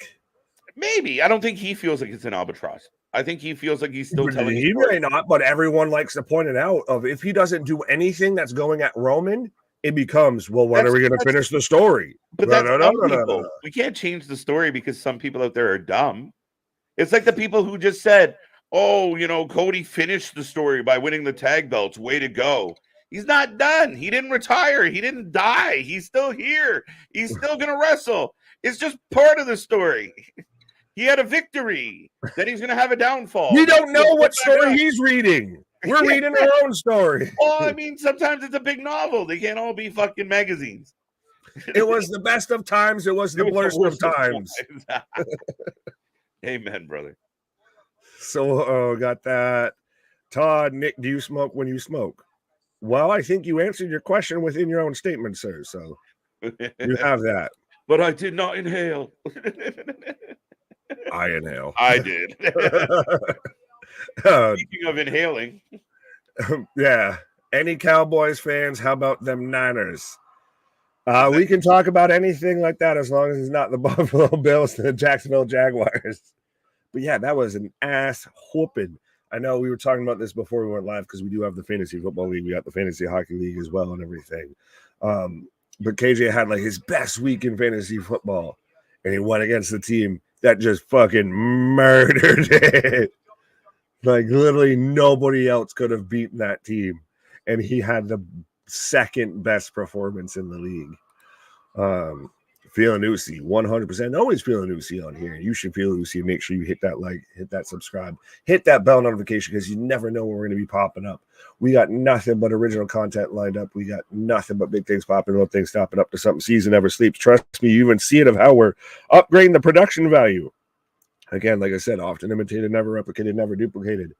As boy, howdy, Cody's taking a long time to fucking talk here without, the liquor in him. That was a long ass pause setup to get to Sammy and KO coming out here. Are we gonna get Sammy and KO challenging Cody and Jay for the tag titles? So it's gonna start to work towards the heel turn, maybe. Or do we get it? It becomes one of those if they bond because we've battled against each other and everything like that. This is the perfect chapter of the story. He's tag team champion alongside Roman's former number 2. There you go. That's a very valid point that a lot of people don't want to talk about. And I know we've joked about how, anyone can show up at any show from any side. The draft doesn't matter, but it is a good bridge to get him logically to SmackDown. So we've got Sammy, KO, Cody, and Jey Uso right now all in the ring together as Sammy's got a mic. As there's a story I'd like to talk about for 1 second.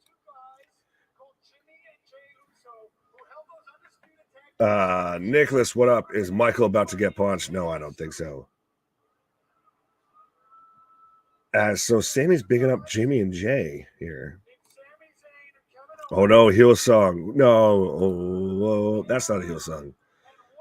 Well, you live by the Cowboys, you die by the Cowboys. Cowboys for life, I guess, with you, JV. Finally, a real tag team, Sammy and KO. Yeah.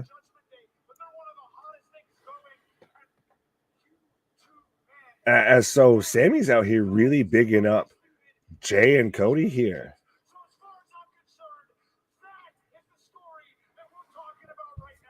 So he's kind of putting to the side the whole finishing the story narrative of that is the, story we're talking about right now.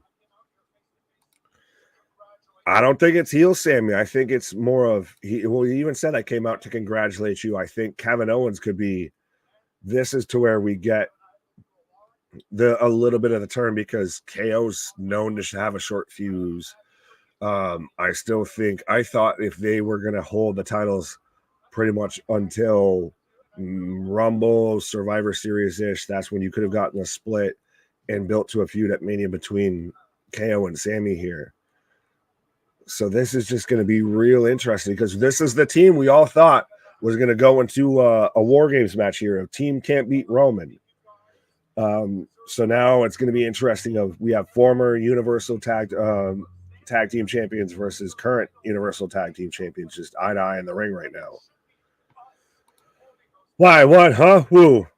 Yeet. Dax is not the answer. The draft is. Okay. I don't know where anyone got there. Okay, JV. Let me know when you come back to Planet Earth. Cowboys are. That's what I hear every Wednesday night. No, they just like to talk a lot of cowboy shit. If they're in the main event, they'll fix it. What? So KO saying, I want those titles back. Like I said.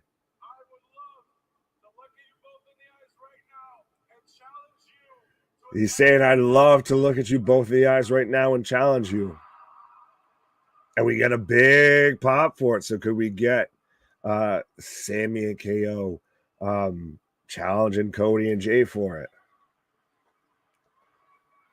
We're getting a yes chant. Could it end up in Saudi or something like that? But is this the match that we get?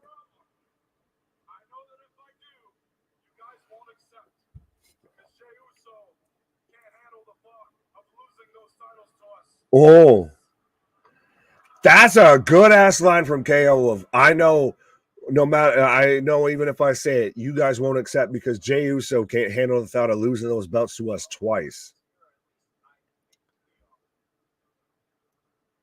They're just still hungover, so they'll probably accept. But as Cody does accept, as that's all KO needed to hear. Oh, We can do it tonight. What? I accept. Speaking of KO, what? As he's leaving, I'm coming. Pause.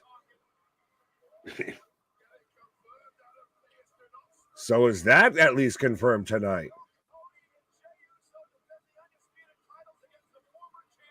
Will that be added? Live tonight.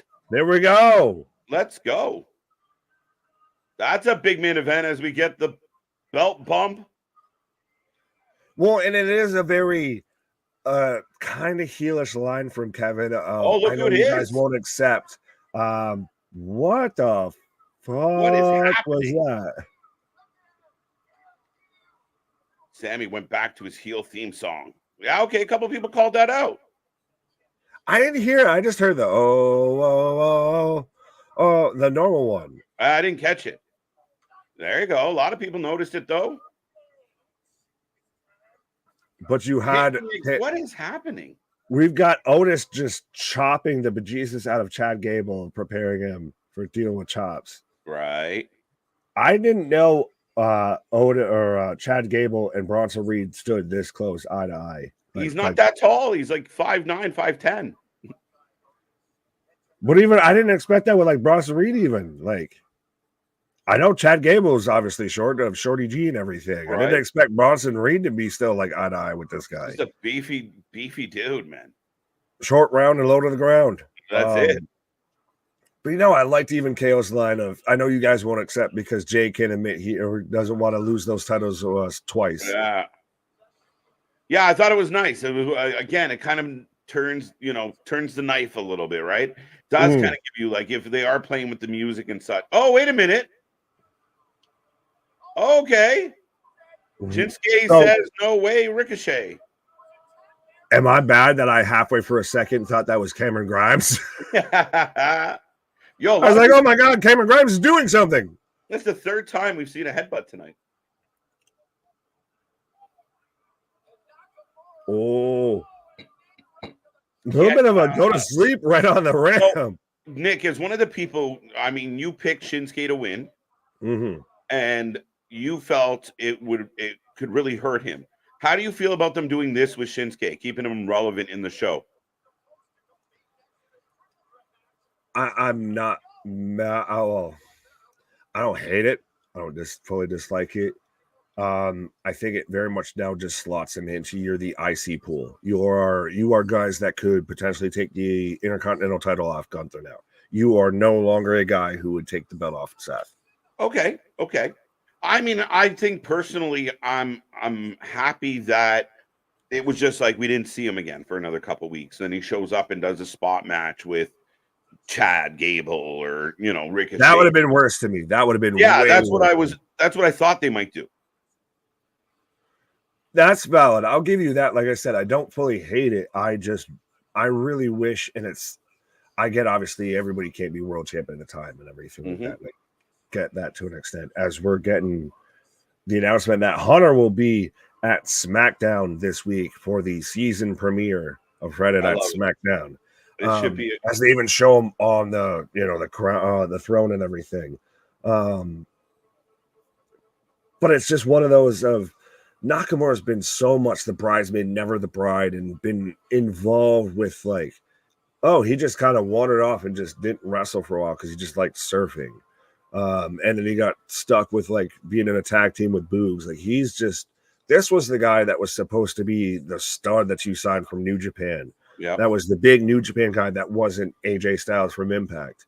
And he has not been that. And it's through no fault of his own, I feel. Right. No, completely. And a lot of people pointing out he did just use a GTS. He 100% did. Yeah. Go to sleep. Go to sleep. People are We're gonna popped. keep. We had Corey's, dropping the greatest trick that devil ever pulled was convincing the world he didn't exist. Riding on the edge these of little lightning. teases, these little breadcrumbs. Yeah. Did you find it coincidental, or just fucking with us? It's purposeful. It's purposeful. Purposeful. It's purple. It's purple. Yep, it's purple. We're gonna go with that word because I can't get the. They're doing it on purpose. That's what I was trying to say. 100%. Well, it's even like, honestly, and I'll ask this as we are on another commercial break. I have lost count at this point of which one it is. But the teasing of the Undertaker with NXT. Do we actually think the Undertaker is going to show up on NXT, or are we going with just, well, we'll fucking tease it and then they'll tune in? That's all they need to do. I said that. All they needed to do was that bell gong. Gong. Everyone's like, we're watching. And again, he's a trump card. I mean, even the most avid of AEW fans has to have a soft spot somewhere for Undertaker. Like, but even your most lax fan knows who the Undertaker is. Yeah. No, I think once they tease it, they're going to give us something. Maybe it will be like you said, like he shows up on screen and he's just like, Halloween havoc. You will rest in peace. But I mean, rumor is he's in the building. So tomorrow, folks, if you didn't know, we will be here live for AEW Dynamite and NXT all in one night. Whoa. Stack cards. Good God. Right? Yo, what is it good for? But yeah, I mean, AEW versus NXT. And again, it's funny. The people that think WWE is desperate, I mean, really, really give your noodle a shake. There is no desperation here. If nothing else, it's almost bullying. But so let's not be ridiculous. They're not desperate in any way, shape, or form. They're just flexing because they can. But also, though, we're saying that is that if the numbers, because if we're going to use that, if the numbers don't match, then it's a really fucking feather in the cap for AEW there.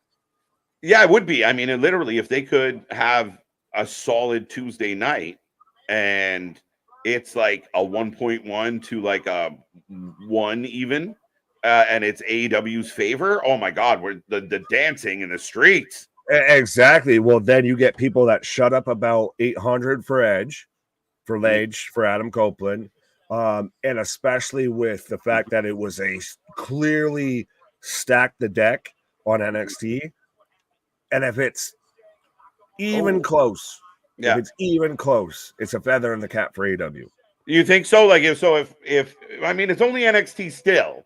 So I don't imagine what's NXT going to do, 1.5? But this is still going in the mindset of that's where AEW should be aiming. They choose to go outside of that realm, and like we've talked about and mentioned multiple times, if you ran smaller shows, it'd be more beneficial. But so you thinking that if NXT does 1.2 tomorrow, and AEW Dynamite does 1.1. Is that a win? You think that's a win for that's a 100%? I would take that as a win. Okay. I was gonna say if they did a 1.2 and Dynamite did a 1, even if they I'd maybe accept if they did it in the high 9s. Okay. Do they have to hit a mill? I think they kind of have to. Well, because it's one of those of as much as it is of it's a flex with WWE of how much they stacked it. It's Dynamite going against how much they stacked it, and I don't feel like Dynamite's out and outright stacked Dynamite. Kind of, sort of depends. I think they, in their mind, they kind of did with Swerve and Danielson. They love Moxie. They think Moxie Phoenix 3 is a seller. It's not, but they think it is. Soraya, it comes in at like an 8, not like a 7 or anything, though. Yeah, that's the thing is this is high risk, high reward. It's either a win or you go back to the drawing board. Yeah, there is no in between. No, and I know. Yeah, I agree, and I know we joked, but I mean, again, it is not in the exact representation of what NXT is, but nonetheless, and I think a valid point of all of this is the WWE are still negotiating the rights for Raw and NXT. It's important for them to have good shows and spike those numbers. Oh, absolutely. You're going against a juggernaut, and you're getting mad when the juggernaut, goes full fucking strength on you. Mm-hmm. Yeah, you're not wrong. So very interesting. Tomorrow's going to be a fun one here on the channel, folks. We'll try it's the closest, and I love it. And I'll say it this way: at the end of the day, if you're just a pro wrestling fan like we are, and I feel like everybody that's here, and if you're not, we'll tune you into one. 100% is. At the end of the day, this is just great for pro wrestling. This is the closest we've gotten to like the Monday Night Wars of literally we're going to be sitting here flipping through of, we're paying attention to this. So I missed this on this because I was watching that there of like, do I turn on the audio for this show or do I have it up for this show? Right. It's the closest we've gotten back to that. I agree. Right. Like, again, like you said, those good old days of clicking back and forth and trying to figure out, trying to pick your spot, especially if you liked both. You were like, what's happening here? Oh, it's a job match back over here. Right. Okay. So I got like 3 minutes. All right. Move it. Wrap it up here. Now, thankfully, multiple monitors will help us tomorrow. Yeah. But, yeah, it's going to be good. And I mean, I'm all for all of this. And I mean, I think I said this before. It's just people, when they see it, oh, look what they did. Again, there's a level of like anger with it. But it happens, guys. It's good. It's good for business. Stacked. I've never seen people complain so much about having this much good wrestling. Oh, as we've got. That was such a fucking high angle, like suplex everything as we go right to the shoosh. Right. Between Gable and Maxine, and I don't like that they're the same height, if not Maxine's taller than him. I don't like that. She is. By the way, sorry, I was just going to say real quick that we do have, as we are on commercial break again, we do have Bronson Reed versus Ricochet versus Chad Gable in a triple threat match. I believe it's a number one contender for the IC belt match. And I think it might be Bronson. Really, really, really. I think that's a good match, but I mean, they're both heels, so maybe not. Ready, willing, and Gable. Fanboys all over the world are going crazy right now. Probably. Maybe not Seth, but he's still in the main event scene for the future. Guys like Gunther and McIntyre and Shinsuke can bounce back and forth. He helps build prestige to the IC title. Okay. I'm kind of with that. Fair enough. I still think we're setting up for a Gable win here. Gable takes the belt off of Gunther here. Absolutely. Reed for the win. Strike that. Ricochet for the win. He changed his mind. Like that. Reverse it. Dynamite needs to hit a mill. It's Title Tuesday. That's right. It's Title Tuesday. Tony's birthday. But can anyone tell me what titles are on the line? Soraya's and Phoenix's. Oh, so it's mid-card Title Tuesday. Right. Now, MJF is supposed to be there. Not that he's defending his title in any way, shape, or form. Edge is going to be there. He's going to throw the birthday party for Tony Khan. So we're going to go all the way from Fire Me, you fucking Mark, to Happy Birthday, Tony. Imagine. As long as you pay me. That's what the cake should say, Happy Birthday, Mark. Yeah. And it's just all white. It's all white. Confectionery sugar white. Gable for the win. Don't you put that evil on me, Ricky Bobby. I'm not sure what evil, but we won't. I don't know, but I know I said that to you on Sunday there. Right. Sammy and KO versus Jey and Cody tonight for the gold. Oh, yeah. You were talking about me losing to Tony Khan there with the Bills versus the Jags. Yeah. Don't you put that evil on me. Dude, I was rooting for the Bills, man. It didn't go well.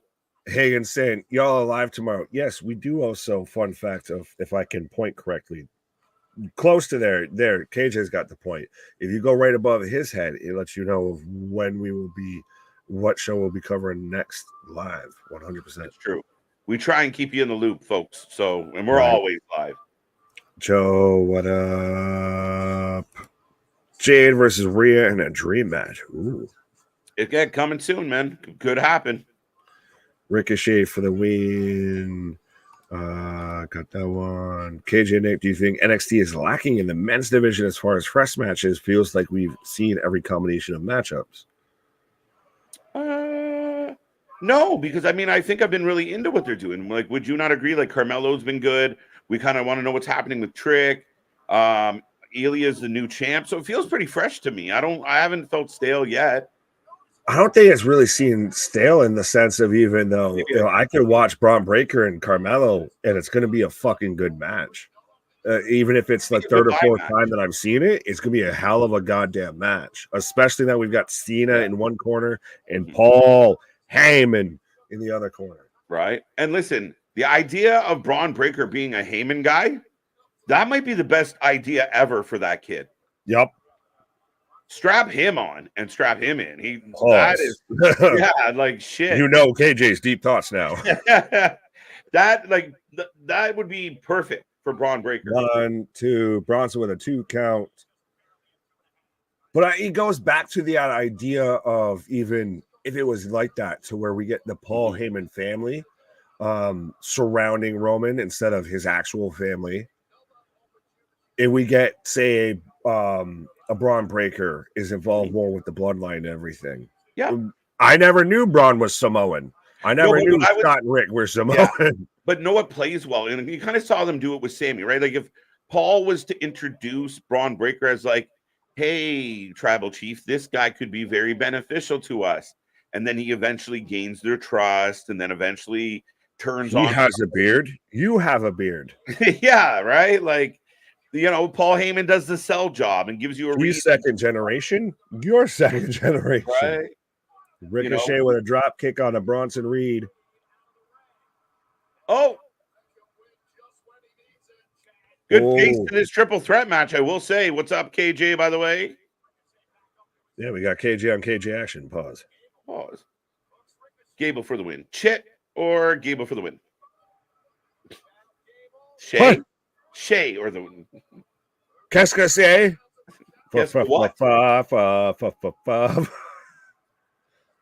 Standing shooting star press. 2 count. That beatdown protects Ricochet when he takes the L. Good point. Plus, it helps build up Bronson. Am I the only one, though, that when I see Maxine out here with like the varsity jacket like off the one shoulder and everything, she looks like every like local high school quarterback's girlfriend. 100%. Like varsity blues out here. Right. There goes my hero. Dude, watch him as he goes. Come here, Bacon. Oh my God. Well, speaking of Bacon, that because Chad Gable just belly to back suplex Bronson Reed and you aching for some bacon. Yep. There goes Ricochet. There goes my hero. We're doing ankle lock. Good match, guys. Hell of a match, but that's the thing is, even if you add Nakamura into this kind of division, I like that in pro wrestling. We're getting back to where we almost have divisions of like, there's a pool of like, all right, so we know probably 1, 2, 3, 4. Like we know Seth here, we know Drew's like challenging for it. We know this person, that person. We know IC belt. We know who's here, and here. We know tag belts. Who's here, and here.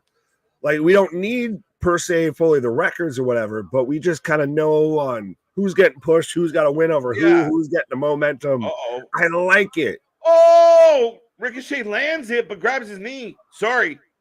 Suplex. Fuck. Bringing me flashbacks of fucking early Sunday. Oh, nice move by Reader. Dude, I love that move. He just wheelbarrowed him and dropped him on that man. You can have that.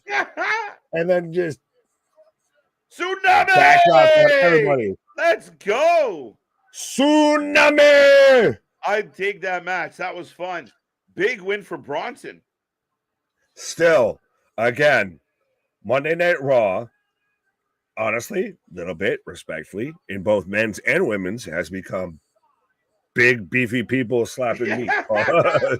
Raw's the big, beefy show. You got 3 hours. Right. We got our Raw is brought to you by Arby's. We got the beef. We have the meat.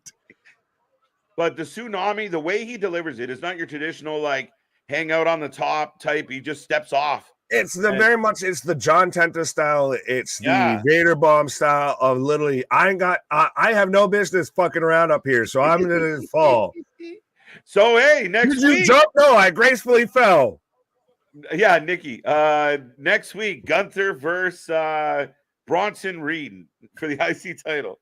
That's how you know he's rearing the fucking steer home there when he calls me Nikki. It just, dude, I'm laughing so hard.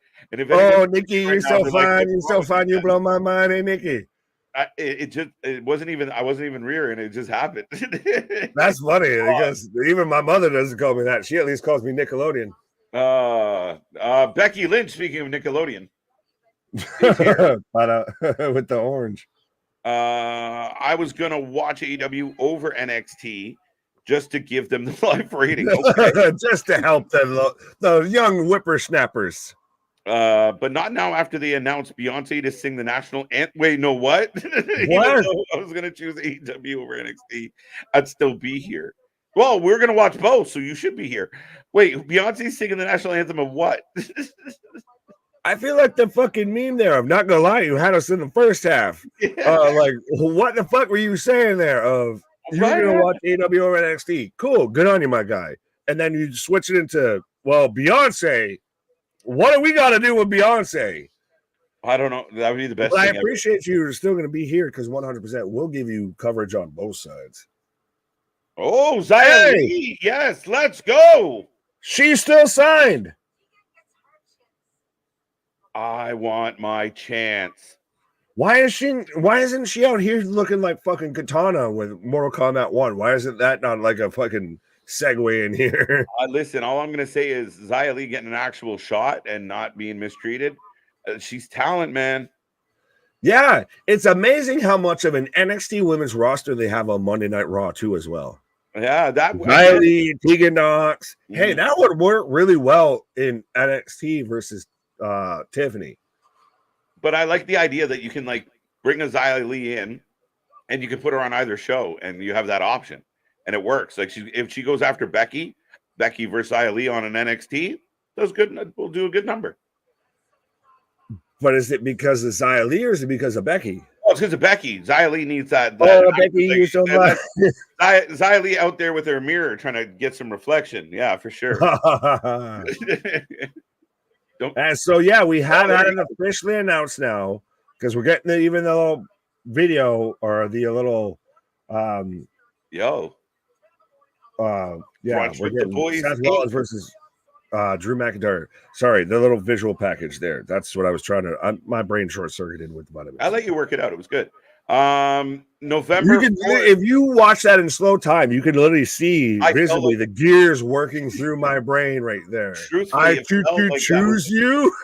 Yeah, that felt like it was in slow motion for a second.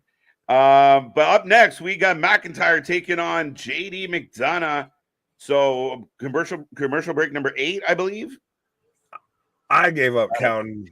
This is when I throw up my hands and just rely on y'all. November 4th, Nick. We get Brunch with the Boys 8. Oh, 7. When they're in Australia?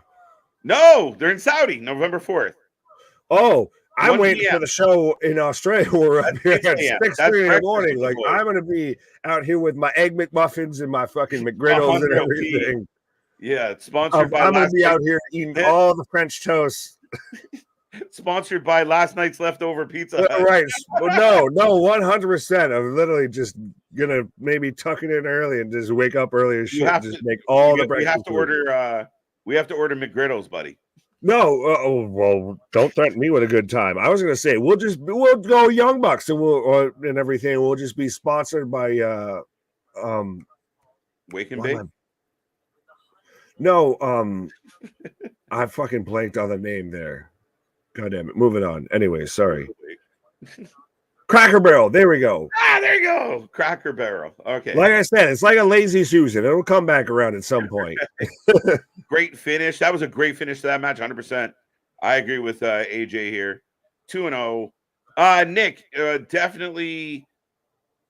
Definitely a big win for Bronson, as now you're going to see him push towards. at least getting a shot. And it, again, two big beefy boys you're going to throw down. 100%. I love the IC division right now. Yeah. In Monday Night Raw. It is just, even if it's not Bronson versus Gunther, which is just two big beefy boys slapping meat. I mean, you had Otis involved and everything, but it's literally one of those, if it's the technicians division again, like it used to be. I even remember, and I'm sure you probably do, like even during the Attitude Era, to where like the IC belt and the US belt almost had different vibes and everything. Like different people went after it. It wasn't just like, you're the mid-carder on this show. It's like, no, you had to be this kind of wrestler to go for that belt. You had to be that kind of wrestler to go for that belt. Yeah, it was it was a worker's belt, and I like that feel to it. I agree. Boston said it was easy to predict Reed because they need someone new, but I would argue that Boston, because people accuse the WWE of rinse and repeat so much, maybe it wasn't that obvious. So I'm happy they did it though. But even that, but still though, because now that he's broken that record, how long does Gunther hold the title past that? I don't know. I was under the assumption that Gable was going to take it. So I thought it was going to be like, okay, he's passed this record on this day, and then the next show, he drops the belt. Yeah, no, not the case. 2-1. Wade does give life to that move. Oh, the what move? You can have that. Speaking of moves, we got an advertisement for the Royal Rumble Saturday, January 27th in Tampa / St. Petersburg, Florida. Well, which town is it in, Cole? Is it in Tampa or is it St. Petersburg? We're going to have it literally on the town line. Right? I mean, you can either get thrown out in Tampa or you can get thrown out in St. Petersburg. We don't know.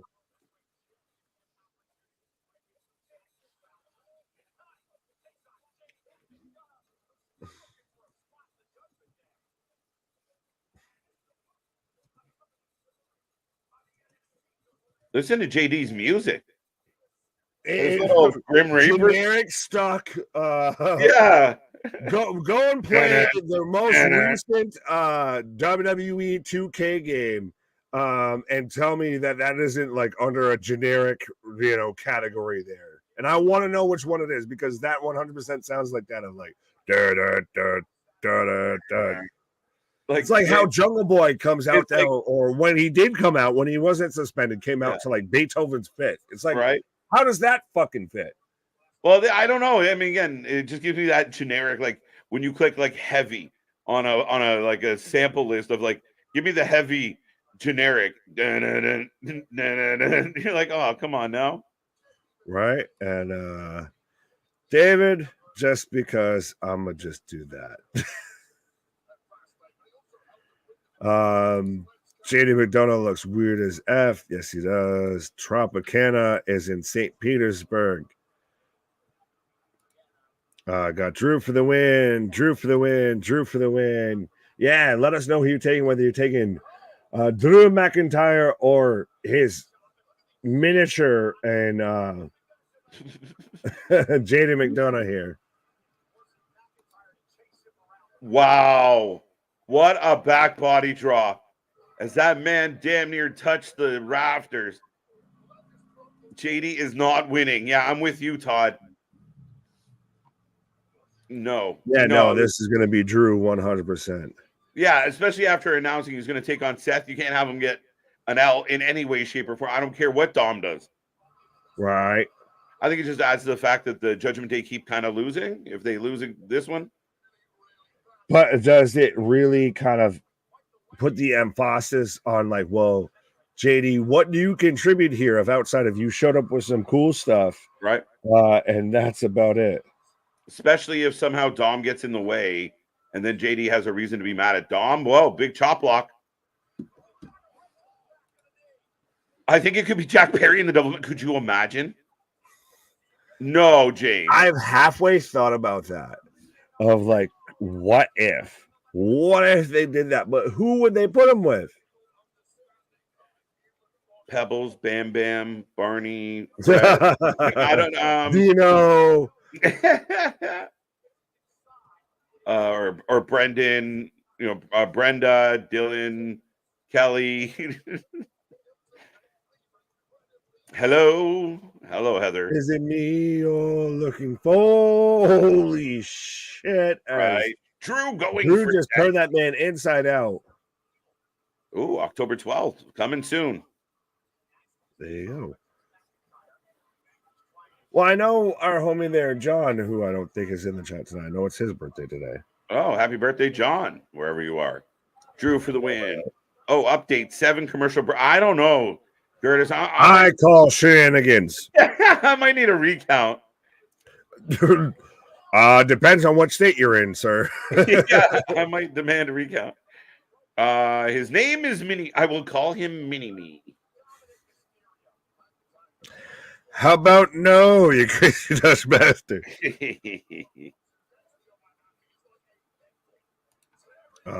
Question: do you get free peanuts with those type of air miles? What?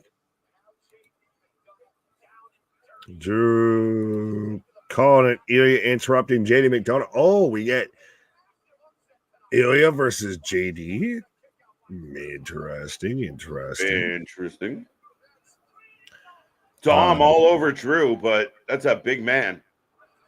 Jackie Perry in the Dark Order.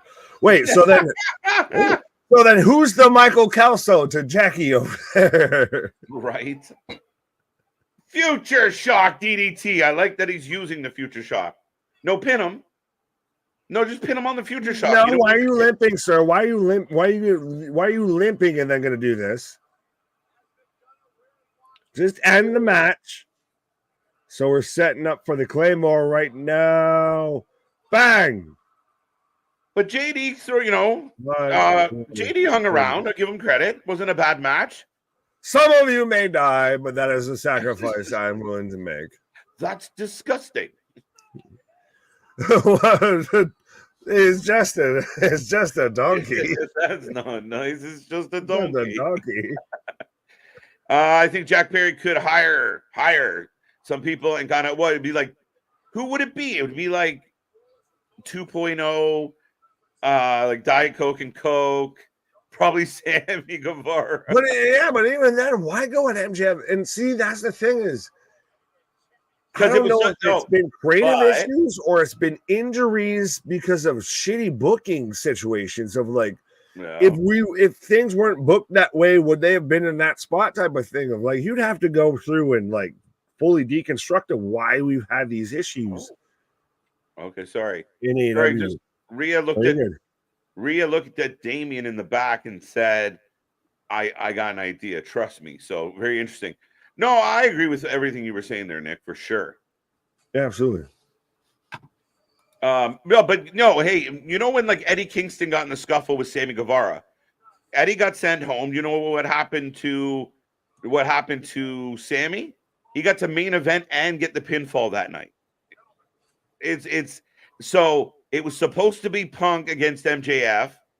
Punk gets fired for fighting Perry. Would they slide Perry into that challenger spot just because they think it's funny?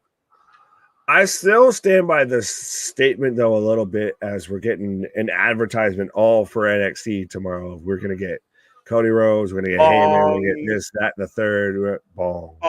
Yeah, literally, as you said that.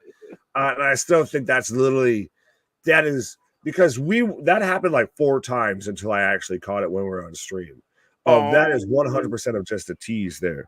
And speaking of a tease, as KJ is going to take a pause for the cause, I'm going to fix my green screen here. But yeah, 3-1, Rick.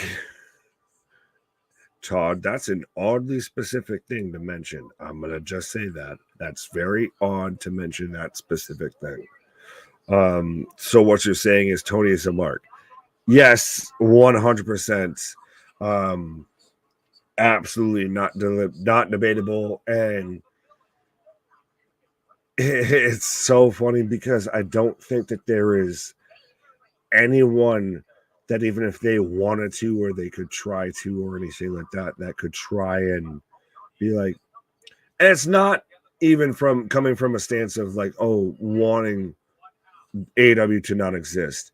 It's 100% want it to be that 1A to 1B. The one, you want a competitive fight versus literally just a fucking beatdown here. But I don't know if Tony would actually listen to anybody because I don't think they see any flaws, any issues. Anthony, what up, my guy? First 30 minutes of AEW Dynamite is now commercial free. Gee, it just so happens. Fun fact of how NXT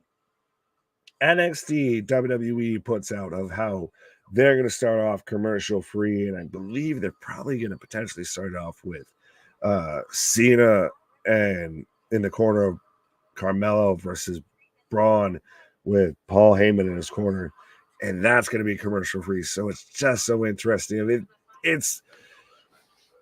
I like that everybody wants to hate on one side or the other. To me, I just enjoy that they're literally going fucking tit for tat, of that they're literally going to just really battle it out. Of it's really anything you can do, I can do better, because we haven't seen anything like this since, honestly, the Monday Night Wars. And I know, obviously, Impact tried to come at WWE, Dixie, Hogan, and Bischoff tried to move Impact to Monday. And I'd honestly love to see Anthony and Luna or all of us sit there and go through the Monday Night Wars between Impact and WWE. But that was a failed experiment. I think this is an awakening for AEW. This is really where you are. And if you find your pocket and you stay within it and you decide, like, we've reached ground level. Now let's sit here and just build upon this. You have nowhere to go but up. But when you constantly keep trying to overshoot your shot, you're going to just be disappointed the whole time. But anyways, as we're back from commercial break, why you got to mention? See, they just keep rubbing salt in the wounds here with WWE. They just don't like me here, as we're mentioning the UFC versus Notre Dame game after Notre Dame just lost to fucking Louisville. As Cages remind everybody, keep this chat on fire. Make sure you like, share, subscribe, join the family. 100%, absolutely, be a friend, tell a friend. Does Cody Rhodes open NXT? I don't know what's gonna happen. TK just tweeted he is personally sending everyone an 8-ball if they pinky promise to watch Dynamite. I mean, I'm on screen, so I can't say anything, so I just do it to Tony. If I just blink twice, I can do it. No more obvious. Then you get the message there. HBK just added Rich Hall and Butch Tyler Bate. No, bro, that was advertised before. It's a pub match or something like that. Yeah, it's a they're going to be fighting through a bar there. We got DIY and we got Nick and KJ. Right. Does that make me Gargano? Fuck. What? Well, with Ciampa and Gargano, and we're DIY, I was like, so does that make me Gargano? And I said, well, I always lean like, who's the how do you mean Ciampa? I'd have to be the serious bearded one, eh? Bro, I mean my guy. No offense, but yes, getting off the gray over there. You kind of have to slide into some roles here. Been typecasted. Bullshit. A little bit. Where the hell do I? Yeah, that's so great because I didn't even think about that. You got the coat now. You got a piggy, brother. Point hand looks smart. What do you think about FTR teasing they want out of AEW? KJ and Nick, very intriguing. I call shenanigans because they signed a 4-year contract. Well, that's the thing. That as much as you see, what? Yeah. Oh, the angry Germans, the angry Austrians are just beating up DIY right now. Yeah, do it. Listen to me. I like this though because again, when we had Ciampa versus Gunther, we're just getting NXT takeover pay-per-views now, just as weekly like main events or weekly like big matches on Monday Night Raw. Yeah, no, I'm not disagreeing with that at all. And you see the transition, and Imperium shows Hunter's in charge of creative. Of hey, I know this match will work. Let me put this in front of a bigger fucking audience. Yeah, you know, and you could see where Vince might have a problem with a Gargano or even a Ciampa. I think he treated, you know, henchmen like henchmen. So you see Triple H, in theory, you know, highlighting these guys. And then, like you said, put them in the ring. Put them in the ring and you will see what happens. Right. As we're getting a hype-up video for Tegan Knox. I feel for this girl. She's had 2 ACL tears. Her favorite wrestler is Kane. I mean, Kane's known for taking all of the knee bumps. If you watch any Kane match, every bump that man takes, whether it's like the trot pole or the chair, he's taking it on his knees. After a minor mental glitch, the official commercial break count is 7. No, it's not 7. Now you're going backwards. It's got to be 9. What in the name of Tony Khan is going on here?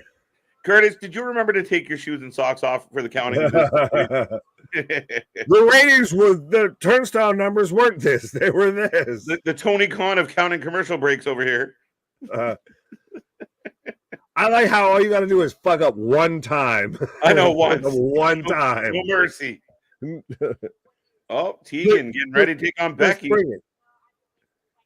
Sorry, you said no mercy, and I just started going into like the no mercy, like entrance, like background music of like just bring it. Just bring it. Dog. Oh, the boat. What in the fucking rainbow unicorn shit is Tegan Knox right now? She's looking straight like a fucking 90s like coloring book or something like that. Even Tegan's struggling to keep eye contact with Natty. DIY. Do I look here? Do I look there? Do I look here? Do I look there? Okay, Natty. We'll do my best. I got it. So random. Like, what are we setting up? Natty and Tegan? NXT. Yeah. Hey, conspiracy theory. Tegan has Knox in her name, and we have Natty. It's all ends, so they're all going to NXT. I didn't know where you were going with, like, she's Knox and she has knockers. Like, I'm over here just, you know, Charlie Day out here with the fucking thumbtacks and yarn. I'll be writing 13 on the wall in a minute. Really wish Booker T would leave NXT. Oh, I like Booker. Go back. I was Beth Phoenix back. What? You were her back? All right, bro. I don't. What? DIY's back. They're back. I think I'm hoping he was saying he wishes she was back, but that's a very awkward statement to make. It happens. Typos be a motherfucker. I'm not the biggest fan of Gargano. I'm with you, Keyshawn. That's fine because he's not the biggest pro wrestler. He's the Hobbit of pro wrestling. Like, I didn't love John. Like, I love Johnny Gargano versus Tommaso Ciampa. I like DIY a lot. Gargano, the leader of the way, not so much. Yeah, I really liked NXT Gargano till we got pretty much done with him versus Ciampa, and then it kind of right, a little bit. Tegan Knox video package, yeah, it was pretty good. I was pretty impressed with what they did there. So it's nice that they're giving Tegan a little bit of a rub here. Yeah, Rainbow Bright. Rainbow Bright. Why? She doesn't have to pick shit. Tegan, pick one color. Did we get another porn thing? That's amazing. You know, yeah. Collecting haters again. Getting That's bombed. how you do it so nice. They're trying to fuck you up twice. It's been a minute, so hey, welcome on back. We might see a spike in our viewers. Bring it. Tegan, pick one color. Nah. She's a peacock. Why pick one when I can have all of them? Right. Johnny Same Face. Been called that several times. I don't have a counter argument. I really don't. I have nothing to say against that. Right. Nice. Who got rid of the trolling crap? We always drop it. We drop it quick. You guys know what kind of place we run That's here. the thing. We have mods and everything with the chats, and we might still be come to the treeouts. We might still have treeouts and everything like that, but still, at the end of the day, we can still play Ultimate. You know, we got the finger god here. We can sit there and just nope, we're done with your shit. Right. Let's go. Dun, dun, dun. Speaking of that, Knox looks like Becky Lynch, just more colorful. Yeah, like if she was dipped in tie-dye. It's a Tegan a corn. I made that part up. That's way better than what I thought there for half a second. And I'm gonna just put it this way: if you want to read what I was thinking, just look up Ralph Wiggum. Don't do it. Putting an ice cream cone on his forehead, and you'll get 100% what I was talking about. But we're on YouTube, so I can't say it without getting in trouble. Are you a big fan of the ice cream corn? No, I'm a unit. Rainbow Bright isn't going to win. No, I don't think Becky's going to lose. Becky for the win.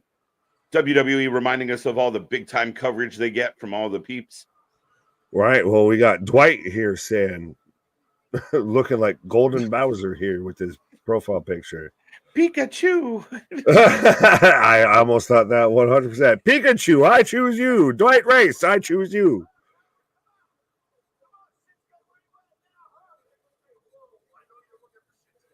Notice how we've got Drew and Rhea talking backstage, by the way, and behind Ricochet and Adam Pearce talking. Like they were already talking as Ricochet walked into the scene here.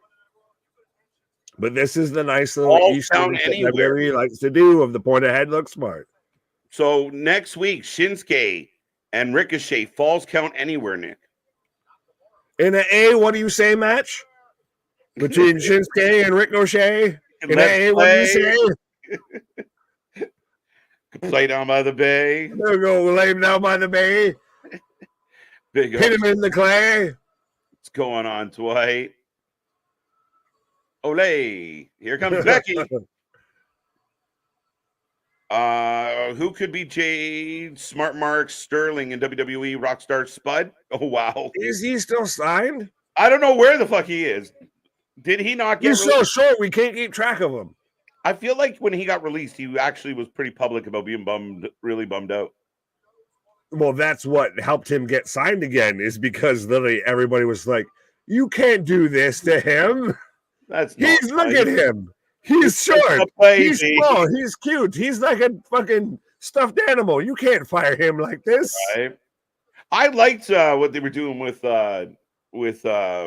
Spud.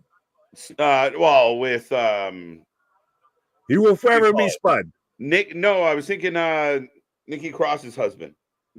Oh, Gillian Dave, when he was messing around in Damo. Gillian and with Big Damo, yeah. I got the Lisa Frank sticker for the win. That's what I was thinking of. There you go. And like I said, any 90s kid, you had some shit that just looked like Tegan Knox incarnate right now. Right. Knox better not get hurt. I hope she doesn't. She's been through a lot. She doesn't have an ACL to tear, so. No. Right. Don't. But we're finally getting this match. So Tegan taking nice little cheer for Tegan. Taking on Bex. Right. It made me want some chicken tenders. What? Tender fender bender? What? Right. Kool-Aid dyed hair. Oh yeah. You can't tear what you don't have. Yeah, exactly. She has no ACL. Right. So tear. Well, she's got other body parts. Let's so hope she just stays healthy.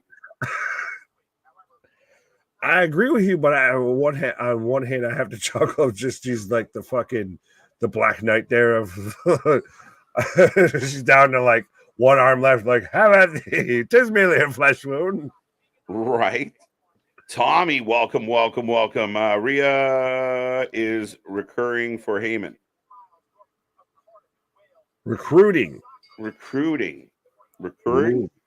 I think that's where she said, I have an idea. Maybe she's reaching out to the bloodline for a little bit of assistance. So that would help tonight. Right? Be interessante. But as we're underway with Becky and Tegan, and so who do you have, sir? Becky. Could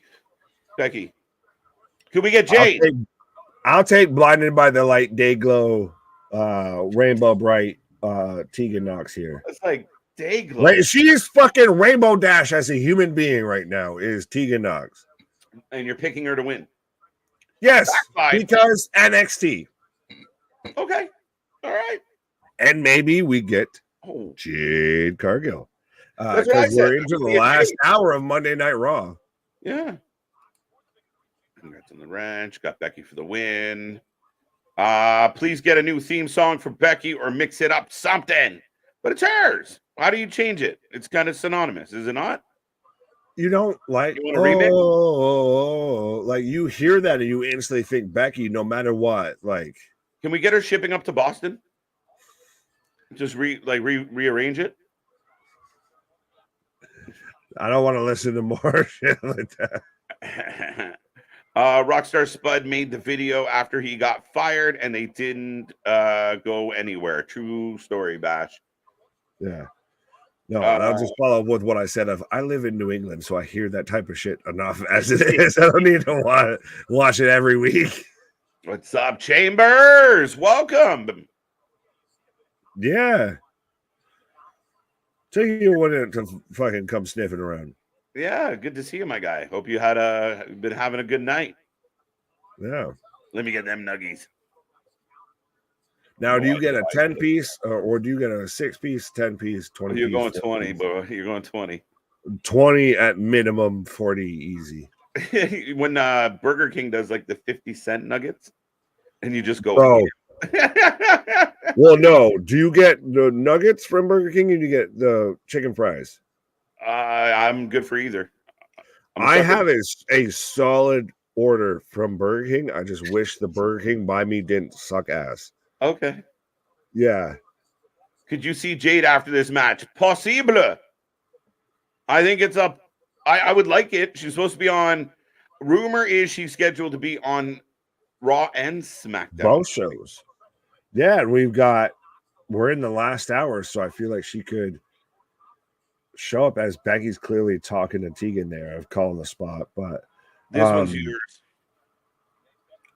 Nick, are you a brony? Wait, are we brony? this long enough in the video that I can swear? Well, fuck no. Okay. That's why I was like, wait, are we long enough in the video that I can swear and not get in trouble with YouTube? I was like, what are you gonna say? Hell to the no, no. Respectfully, but hell no. That should have been 3. No, it was only 2. I'm sorry for a second. I said, what the F is Takashi 69? I was watching wrestle. JV. Don Callis, best intro music in 2023. It's a, you know what? It's a contender. He's done well with his entrance. Oh. Are we counting it as new, like entrance music that has been introduced in 2023? Yeah, let's say yeah. That would be the only way you can do it because then you just have carryovers. Yeah. Who else has really good entrance? I mean, Ricky Starks in 2023 is banging out a wicked entrance with a great song. If you ask Jey Uso, he's got the best fucking. Jay's got a good one. Did you know I did that? I did that. Becky into the second row, misses Tegan. Oh, hanging her up. Oh, Dropkick Murphys, right? I always think Forrest Griffin when I think of that song. Ship it up to Boston. Oh. Yeah, live around Boston, though, and that shit gets old so fast. Yeah, see, you got that. We get fucking 1 week by Bare Naked Ladies on repeat all the fucking time. Like, That's oh my your God. fucking Canadian shit. Like, stop playing this song. It's been. Hold on. Off the So apron. let's compare bands. So Dropkick Murphys versus Bare Naked I like Ladies. Dropkick.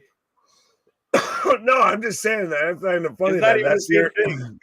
Literally, my voice is getting all hoarse now because that's your like repeat. That's your theme. Is it's been 1 week since you looked at me. Right? Chicken in China, the Chinese chicken. You try to think, and your brain stops ticking.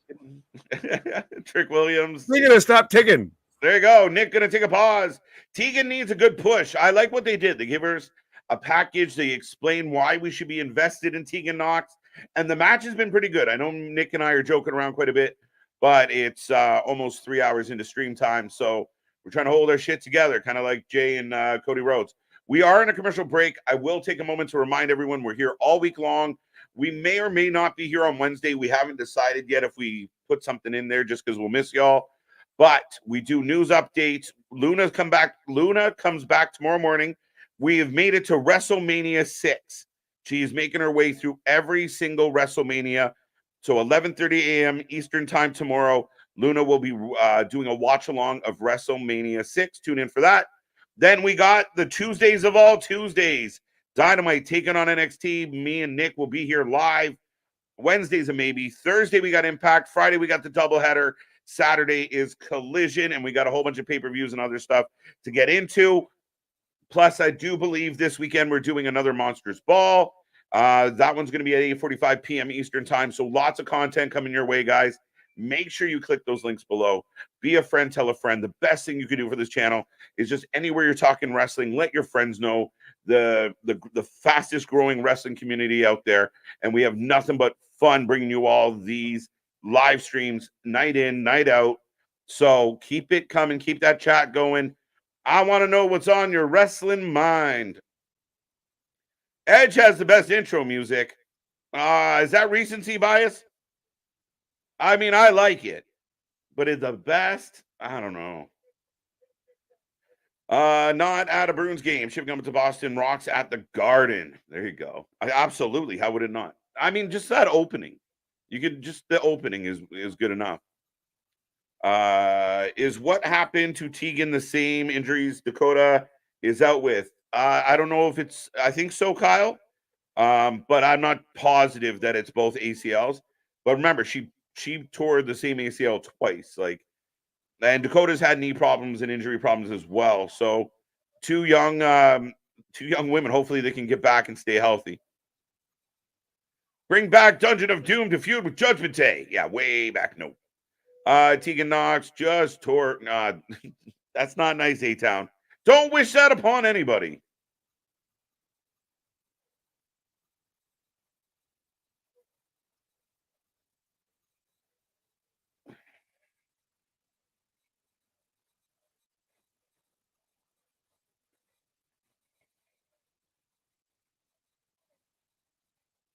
One second as we roll through another commercial break, folks.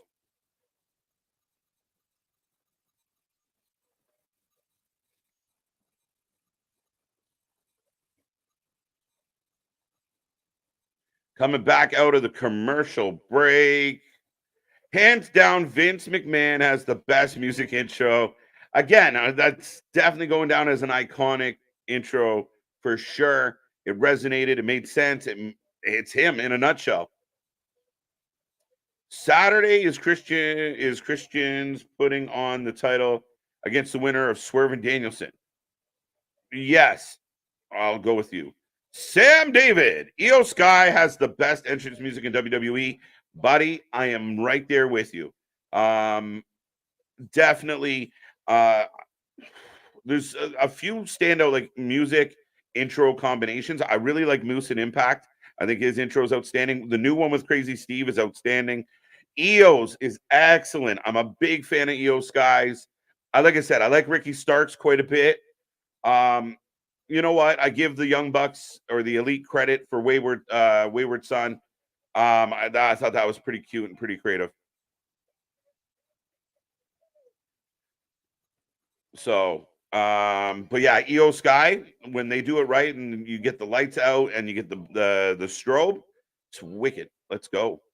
KJ, during the Becky Lynch interview backstage, Rhea was talking to Drew in the background. Interesting.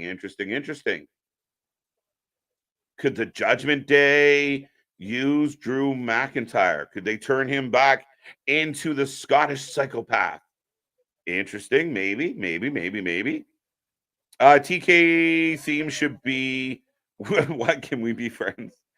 There's a lot of options. I'll take that in the chat. You got any suggestions for Tony Khan's theme music? I'm all ears. Shane O'Mac's intro, goated. Yeah, Here Comes the Money. Again, it's such a good pop on Here Comes the Money. Anytime he's come back, like you guys remember when he was gone, and then Stephanie's about to get that award from her dad, that bullshit award. Just the way Here Comes the Money, it hits so well. Yeah, I'm all for it. You're not wrong. When will Bailey stab you in the back? Eventually. I hope it leads to a rivalry with the belt with Bailey, not she loses the belt and then is mad at Bailey. But they seem dialed in. We've been thinking they were going to break up for quite a while. I don't know if Dakota's injury has somehow hampered what they were going to do, but I would really like Io Sky to have a significant run with the belt. I think she's extremely talented. I think she's captivating. Like my man said a minute ago, great entrance, great look, great vibe. Keep her with the belt. It's exciting when she has the belt. Aleister Black used to be one of my favorites, along with Finn and Seth and Seth's old music. Aleister Black's in NXT was real good when he had the sit up and he came up off the board. Yeah, absolutely. I couldn't even really tell you what his AEW music is like. I haven't heard it in a while. Interesting. Christian's intro music during Captain Charisma days is great. Absolutely. Tegan with a count. We got a two. Underrated Kidman. Yeah, absolutely. It's funny because I like the Flock and I know what it was a ripoff of, and I know my buddy doesn't really like Pearl Jam, but for that reason, because it had that even flow vibe, I was like, I like this.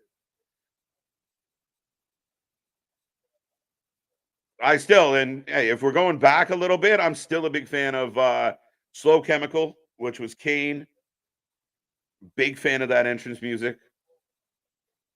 The best two WWE theme songs are Just Close Your Eyes by Waterproof Blonde, good one, and Tattoo by Mercy Drive. I like the Mercy Drive one better. And we got a 2 count. Hulk Hogan had the best theme ever. I almost started singing it. I'll let you have that. If the question is what's the best anything is pro wrestling, the answer is Seth effing Rollins. All right, pal. Welcome back, by the way. Becky amping up the crowd, favoring that arm. Triple H, yo, dude. His first music when he became the game, when he had stepped away, and when he became the game, and you had that like, oh, whatever that voice was, that I love. And then he, what he did with Motorhead was awesome as well. Real American. I am a real American. I'm not doing it. I like Robert Roode, Glory. Dude, Eddie, if I had one wrestling wish in 2023, and now there's reports that Roode is only listed as a backstage producer nowadays, man, I still think we deserve make Robert Roode or Bobby Roode. Oh, wait, crucifix. 2 count.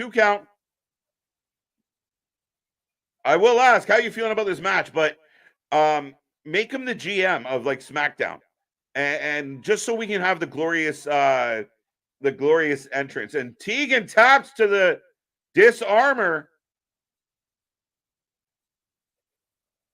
There you go. The champ is victorious. But yeah, we deserve at least one more glorious entrance. Used to drive around listening to that song. It's ridiculous. TK theme music would be Simon Dean's. TK intro music. I'm an asshole theme. Really? Oh, but he's such a nice guy. I don't think it fits.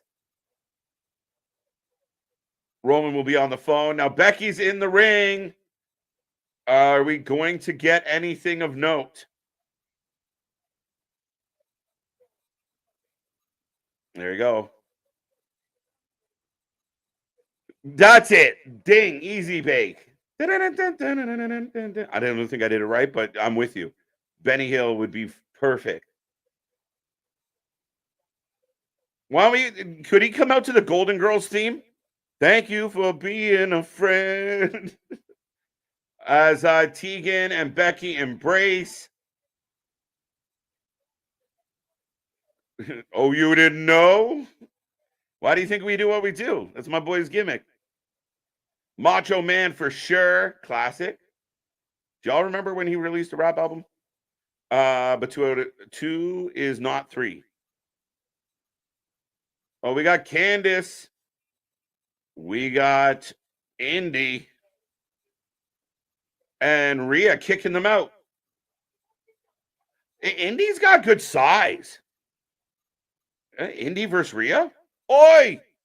Don't tell us what to do. Bear. Right to censor theme. Oh, come on now. That's amazing. When I was young, like if you want to dial it back a little bit, I was a big fan of like Jake the Snake's theme was cool. But that was back when they all had very generic entrance music. Oh. Someone fill me in. What did Rhea just ask for there? I like Kevin Nash's theme back in the day. Not bad, not bad. There you go. Enter Sandman. I can get down with that. Nice. One of a kind. Yeah, I'm good with that. We can go with that. That was an awkward as hell handshake. They weren't quite sure how to pull it off. Time for Jade. No Jade. Sorry, AJ. No Jade. No dice. TK's theme song hits from the bong by Cypress Hill. I feel like, oh, look how they're selling this, guys. Sorry, complete side note. So they're giving us a preview of SmackDown, and I like how they got Triple H on the throne. And okay, anybody out there? We got about 80 people kicking around with us. What do you think Triple H has up his sleeve for Friday? What is he bringing to the table? You guys let me know what you think. I like that. What did C-Money say? Doinks. Yeah, okay. But Doink had the creepy vibe to it. Can we just go straight up like circus?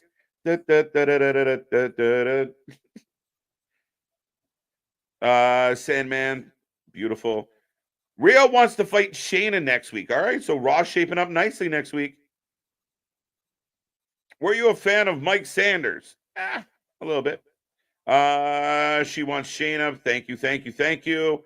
I think Rhea taking on Shayna next week. There we go. Rhea said get her division right. Bash, listen, my guy. I think it's getting close to being kind of right. Like, I think they're doing well with this division. Now you got Rhea, you got Nia, you got Raquel.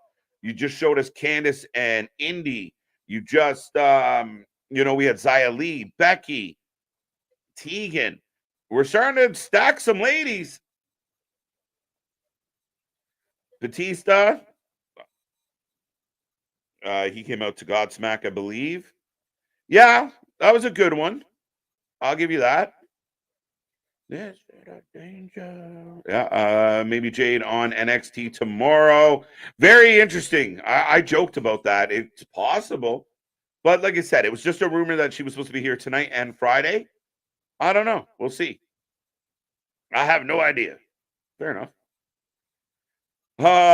What about Indy, Rhea, Nia, Jade, Raquel, and Shayna in an elimination chamber match would be sweet.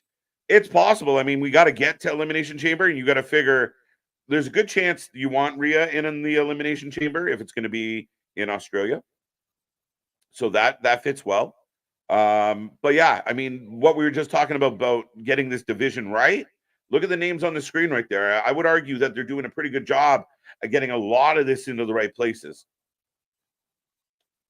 What about the full-blooded Italian? Oh, that's for Nick. Look, he popped up the minute he. Hey! Oh, come on. Hey, it's somebody. It's somebody. That was well played. 100%. Yeah, you can't be talking about no full-blooded Italians without me over here. But absolutely no, 100%. I'll say is we've got about 75, 80 people kicking around with us. 100%. Let's see the super chats. Let's see all of that. Fucking start filing in the memberships, everything like that. Especially at this point, because I heard the conversation, and I throw my 2 cents in here. If we're gonna have a conversation about best WWE theme songs and everything like that, if we're gonna go through the lineage, the history here, because I even threw out there of like you said of what's up this song. Yeah. You keep the music playing, Mr. Dumb Shit. My time is goated when it comes to wrestling themes. Like that's the thing is it's so funny that now there's a point to where like you could have, I don't know about you, but I have a full wrestling playlist that I will listen to it as songs versus like I'm listening to like the playlist or anything. Yeah. I got random songs kind of mixed into like my hype up workout whatever fucking playlist. So I even got Adam Cole Baby saved it. It's all about that boo. Well, trust me. Look, how many people? Oh, Katana Chance and Kane Carter. In case you didn't forget it. Nick, what in the fuck? Nick, when you were on pause, we were talking about the WWE. Look at all the women on the screen right now, like plus all the other ones. Like we talked about Rhea and Raquel, and the women's division is getting quite robust, and I mean that respectfully. You're gonna say that with Piper Niven on the screen and just act like that's normal, okay? But I was gonna say even with Natty on the screen of. In case of an emergency, please seek your latest night guard for a flotation device. I said it. I'll admit it. Like Jack Nicholson Joker and how he had he had people around him and some of them and you see where I'm going with that? 100%. Side ladies and man, black and white, red and green. 100%. That's the best song. That's the only Prince song I listen to. Fun fact. Oh no, I like Raspberry Beret. Let's go. Raspberry Beret. Rhea reminds me. I feel like I'm gonna sing that and I get a pause right as I'm like, right. He wore a raspberry beret. Oh, so the season premiere of Raw next week starting to stack up real nice. And can I just ask this? Has anyone ever noticed from one season to the next as literally sat there and be like, oh, I can't wait till the season premiere of well, if I watch this match, that was in that season versus this year. Like no one pays attention to that. Yeah, I feel like it's something he's really started focusing on in the late. Rhea Ripley versus Shayna Baszler next week. Yeah, she just requested it. Rhea just requested it. We have Goth Mommy versus a raccoon. Falls count anywhere. Look at these cards. Look, they're stacking Raw. We might get a. Oh wait, no, they're stacking it. They're stacking it. They're building it. No, they're doing a good fucking show. They're actually putting on good matches. Holy shit! It's like AEW could do that with the best roster in pro wrestling history, right? Right.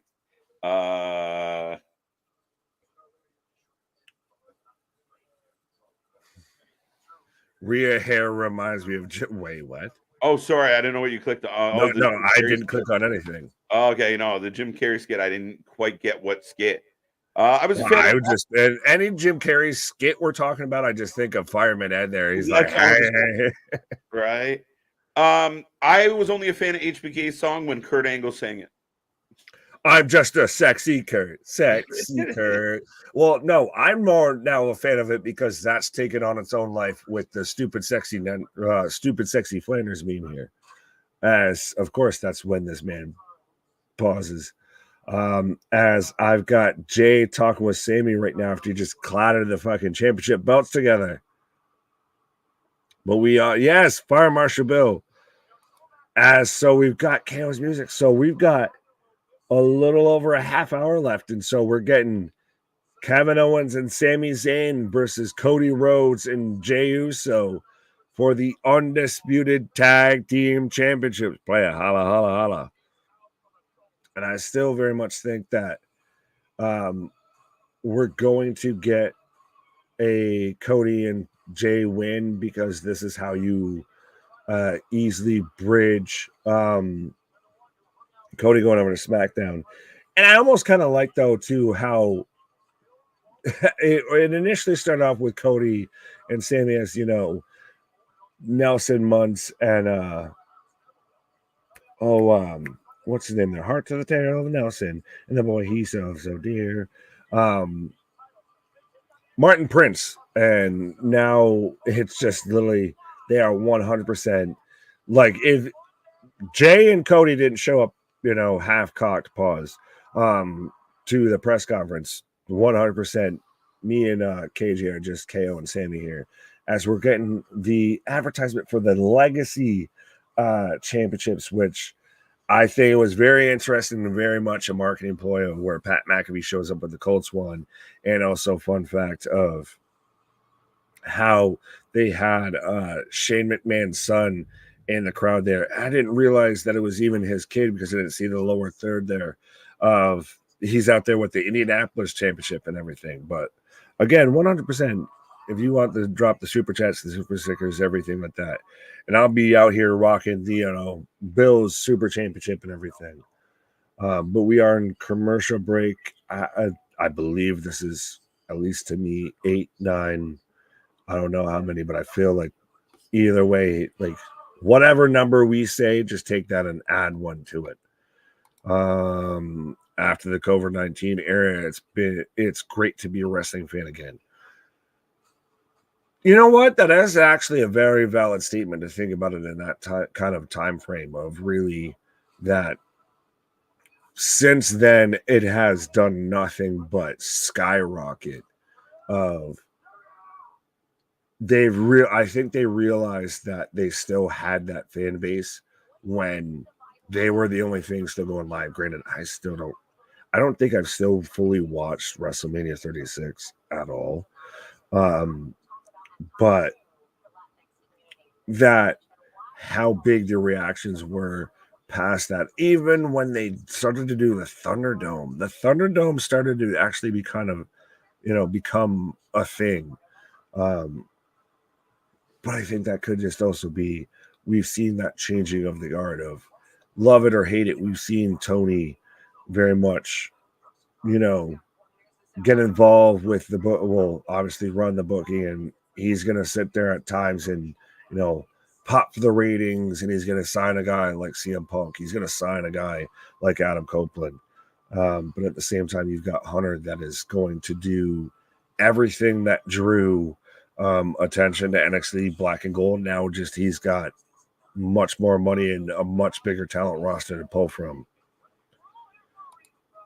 30 minutes. Wow. Commercial break number 10. There we go. I still feel like I almost halfway want to call it 11, even though I took the under on 12 here.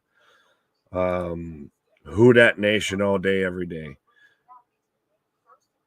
Now, remind me. Well, yeah, this is where it gets confusing because Who Dat is the Saints and Who Day is the Bengals. So I had to do my, football terminology there for a quick second here. But no, you guys are doing a lot better than I thought you would. Granted, you're in a weak NFC South. Your only real competition was probably the Falcons with fucking Dennis Ritter as your quarterback. So you kind of were supposed to win it, but I'll let you have that. That even what I'm mad at, I can't really talk and sound all judgmental. Speaking of judgmental, I didn't mean to come in that way, but it's the last thing I said before you popped up. Speaking of not being mad at. You're right. Yeah, 100%. Speaking of a man who's not mad at anything football-wise. An interesting little thing that I've learned is AEW has announced there will be a 10-minute run over tomorrow. So this just gets better and better. It's like Don't Be a Menace, where they're like, do we have a problem here? Do we have a problem? That's what this is. Have a problem. Now, NXT generally runs about 8 minutes over. So very interesting. But to announce it beforehand, much like announcing beforehand, hey, the first half hour is commercial free. It's for the Jim Cornettes of the world who can adjust their DVR. Yeah, right. Well, hey, when the other company is claiming that, we only had 800,000, cool, because of DVR issues, cool. Well, that's less than like your average. So like you did worse than your normal on what was supposed to be your breakout shows. So... Right. Yeah, my Niners lit them up. They're my Niners now. Well, trust me, I think it was on one of your pauses there. I mentioned how we have the fantasy league and, I still managed to salvage it, even the Bills, taking L and everything. But this man, you sat there and run roughshod and then just ran into the buzzsaw that, like, you can't beat that team this week. Yeah, you know what? Yeah, it always sucks when you have the best week in the league, except for the person you're fucking playing. So, yeah, I'm going to take an L on my best week ever. And next week I'll tank. I had your defense. I feel like we read that so much at the same time. Whose defense did you have? As Jey Uso's here. Right. There you go. Now, how do you think this match ends? Does this end in a clean pinfall? Does this end in shenanigans? Shenanigans. We got to build for Survivor Series. Either a triple threat at Someone call Farver. This is ending in shenanigans. Right. Kevin Owens making fun of Jey Uso. But that's why I still say I love Kevin Owens. No partiality, just because of the man I work with. Yeah, thank you. Right, just a little bit. But also, I think even though he's still supposed to be the babyface right now, he's still, if you had to pick a heel in this match, it's Kevin Owens.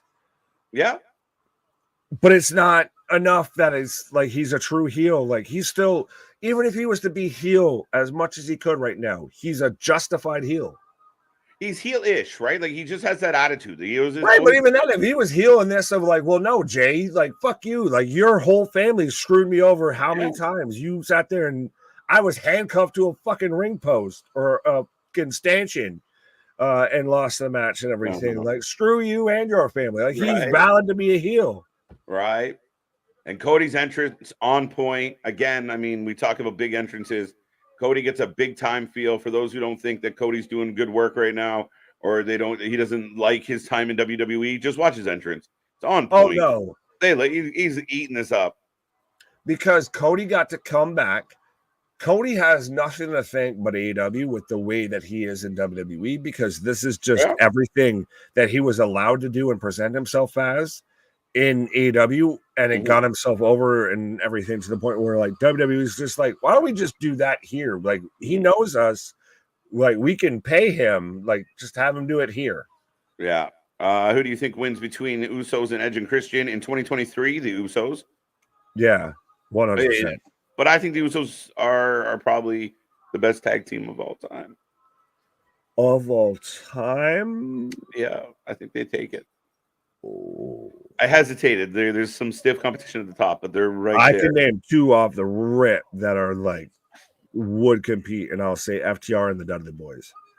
Yeah, you're not wrong. I mean, that's a valid. I mean, that's why I kind of like Briscoes would be bringing up the rear in that. What's that? Briscoes would be bringing up the rear in that. Yeah, and I mean, yeah, I love the Briscoes. I just feel like this. I think.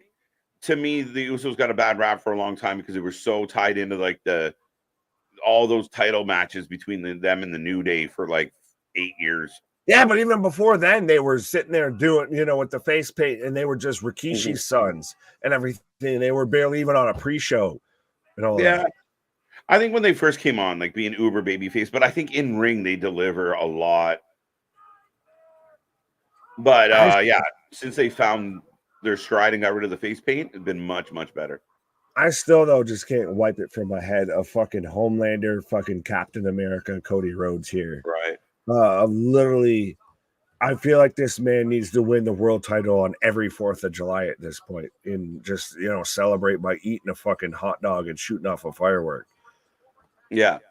This man his theme song is just Rock, Flag, and Eagle at this point. Right. I think this ends in a no contest. The Judgment Day interfere. Valid. I think so. I'm feeling it. Set up the War Games of Judgment Day versus Team Can't Beat Roman. Well, we got a lot of time on the clock, so we'll see how this plays out. We got almost a half hour plus here. If you got a run over, you got at least a half hour. You got just under a half hour if you don't. Right. The NFL surprise teams are Miami and Detroit. Is Miami that much of a surprise? I feel like Miami is not a surprise. Yeah, I feel like they were kind of going this way. Miami was bound to be there. Just their quarterback, knows what time zone he's in and shit like that. Like he has his head screwed on straight versus just getting decimated. You had Hill, Waddle, and then you fucking add HN, who I'm pretty sure you're pretty happy you picked up there. Yes, it was a very nice pickup. I'm very happy with that one. So I felt like it was taking a little bit of a risk because he had put up so much points in one game, but it's turning out all right. It's become a big target. 100%. The Cowboys screwed me over. The Cowboys and myself have a love-hate relationship, JV. So, I mean, what goes around is all around, my bud. Right, 100%. You can't win a game because of the Cowboys' defense and then be mad when they get fucked. Pause. I've taken 2 hard L's, and one was to him. Saints. There you go. JD shenanigans at the end of the match. James says something. Cody Rhodes says A-Town. Adrenaline in my soul. I will say Triple H triple threat tag champion match next week. Okay. Cody is coming out to a full arena. He's more than happy. Yeah, fair enough. I'm going to say a triple threat match for the undisputed tag team titles next week between Jey Uso, Cody Rhodes versus Judgment Day versus KO and Sami Zayn. Be interesting if they did that. But that's again, then it's so weird because you're gonna get people that are like, this is great that they're having this match, but you're also gonna get the same people like they're giving us a pay-per-view match on free TV. Right. See, it's different though when AEW, because they only have so many actual pay-per-view matches. They just book a week of TV on a pay-per-view and call it a pay-per-view, versus WWE has so many matches you want to see on a pay-per-view that they can pull a few off and they'll still keep a 5 to 8 match card, and they can pull a few off that it still makes you draw in each weekly show. Yeah, you end up shagged if you do and shagged if you don't. You have 3 hours on Monday. You got 2 hours on Friday. Let's ignore your NXT right now. That you have to fill with compelling stuff. How often we heard it earlier tonight where people are like, Raw is repetitive and it's boring and we don't like it and da-da-da. Well, okay, well, we're going to have to give up some high quality matches to change that perception. Yeah, you can either build to storylines or you cannot build to storylines. Which would you choose? Right. Some of the stories are going to pay off on a Raw. It's just how it has to be. Some of them are going to pay off. Like, we're going to get title matches on Raw. You need title changes on Raw. You need things to happen on Raw.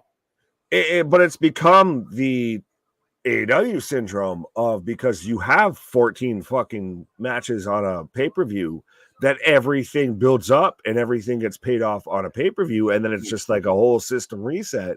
Versus WWE, when we started watching, you would have, 1 or 2 really big matches on the Raw because that's what got you hooked in, and then you watch the next week, and that's what made the pay-per-view feel even cooler, because it actually was trimmed down to really the cool shit that you wanted to watch on the pay-per-view. Yeah. Mm-hmm. Well, and I said it, like, I mean, for the longest time, even with like NXT, you found ways to like, they have 1 hour. So they had to rotate storylines. There was people that you didn't see for a couple weeks, but then it would be, Ciampa and Gargano were building 1 week. And then the next week, they didn't really get focused on. They came back the following week. They always build out like 2 weeks from now because they had to find a way to fit it in and make it compelling. Now you have the opposite problem with Raw. You got to give us something. You got to give us something to keep each hour valid and worth paying attention to. Tonight's been a good one. Oh, absolutely. And I think they're getting there. I think it's more of they've just leaned super heavy on the Judgment Day and like what we're getting potentially for a War Games matchup. That's been pretty much the top guys on Monday Night Raw. They lean so heavily on that at this point. Yeah, and I would agree with that. I mean, I think they could have mixed it up, and I like the week where we got Gable and Gunther in the main event instead of another combination of a 6-man tag between the Judgment Day, KO, Cody, Sammy. Like if you did Tegan and Becky tonight and say Jade comes out and she costs whoever the match or anything like that, and that's how you end the show, fucking huge ending to the show. Yep. I hope Uso doesn't turn heel. I can't imagine him turning heel anytime soon, guys. No, he just turned babyface. He's not going to go full his brother here of just, I turned babyface just so I could turn heel. Well, and I mean, the funny part is he might have to go back babyface to take on Roman if he does. Becoming the big show of the Uso family. Yeah, well, I don't know if we're even going to get to there. I think Jimmy, they might have just realized of like, no, you just tag team. You just tag team with your other brother now. Right. Cody and Jey for the win. Midnight Express, freebies, free birds. Von Erichs, Los Guerreros. There's a classic one in there. I guess that was response to saying Usos were the best ever. Oof. Yeah, that's a tier list maybe one day. Well, I think we got a few of them, but I need to see some super chats and some super stickers here. Let's go. Tua is the best. Tua's definitely fucking rocking it out. All right. Oh, well, on that note, because Josh Allen still exists in the fucking league. So does he? I'm just kidding. Rock and Roll Express, good one. Freebirds, I like it. Dom for WWE champ, book it. Cody, I don't think we're getting that anytime soon, my guy, but I do appreciate the candor. Jay's first title match without Jimmy. Yeah, no, it's crazy that, his first title. That's why I think it's a good possibility that Jimmy and Solo might win the belt off Jey and Cody. I think you got to balance this back out, right? Jimmy needs a title reign. So we'll see. Ouch. Team that gave me -1 point, bro. That has something rough, at least 5 points. Nothing. I have no idea, but okay. Next Monday night, the Dallas Cowboys versus Chargers should be a good one. As Kevin Owens, Cody Rhodes, Sammy, and KO all at ringside. Jey on the table. Oh, Sammy into the crowd. As KO trying to keep Jey down on the table. Curse you, Bill Goldberg. Buffalo Bill Goldberg. Remind me of speed to the left, speed to the left, speed to the right, speed down the middle. They got speed. I'm an FBI agent. Don't slow down. Bills beat Miami badly. Shocking. Dun, dun, dun. The Giants are wretched. Yeah, they are. Tony's booking consists of putting wrestlers' photos on a board and then throwing darts at it. Sometimes it might seem like that a little bit, Boston. Again, I think a lot of it is, and I go back to this, is when you don't have a central voice, a central vision. This is going to turn into, this match might end now. They're still outside the ring, guys. This has just turned into a melee. No, yeah, the ref's still counting.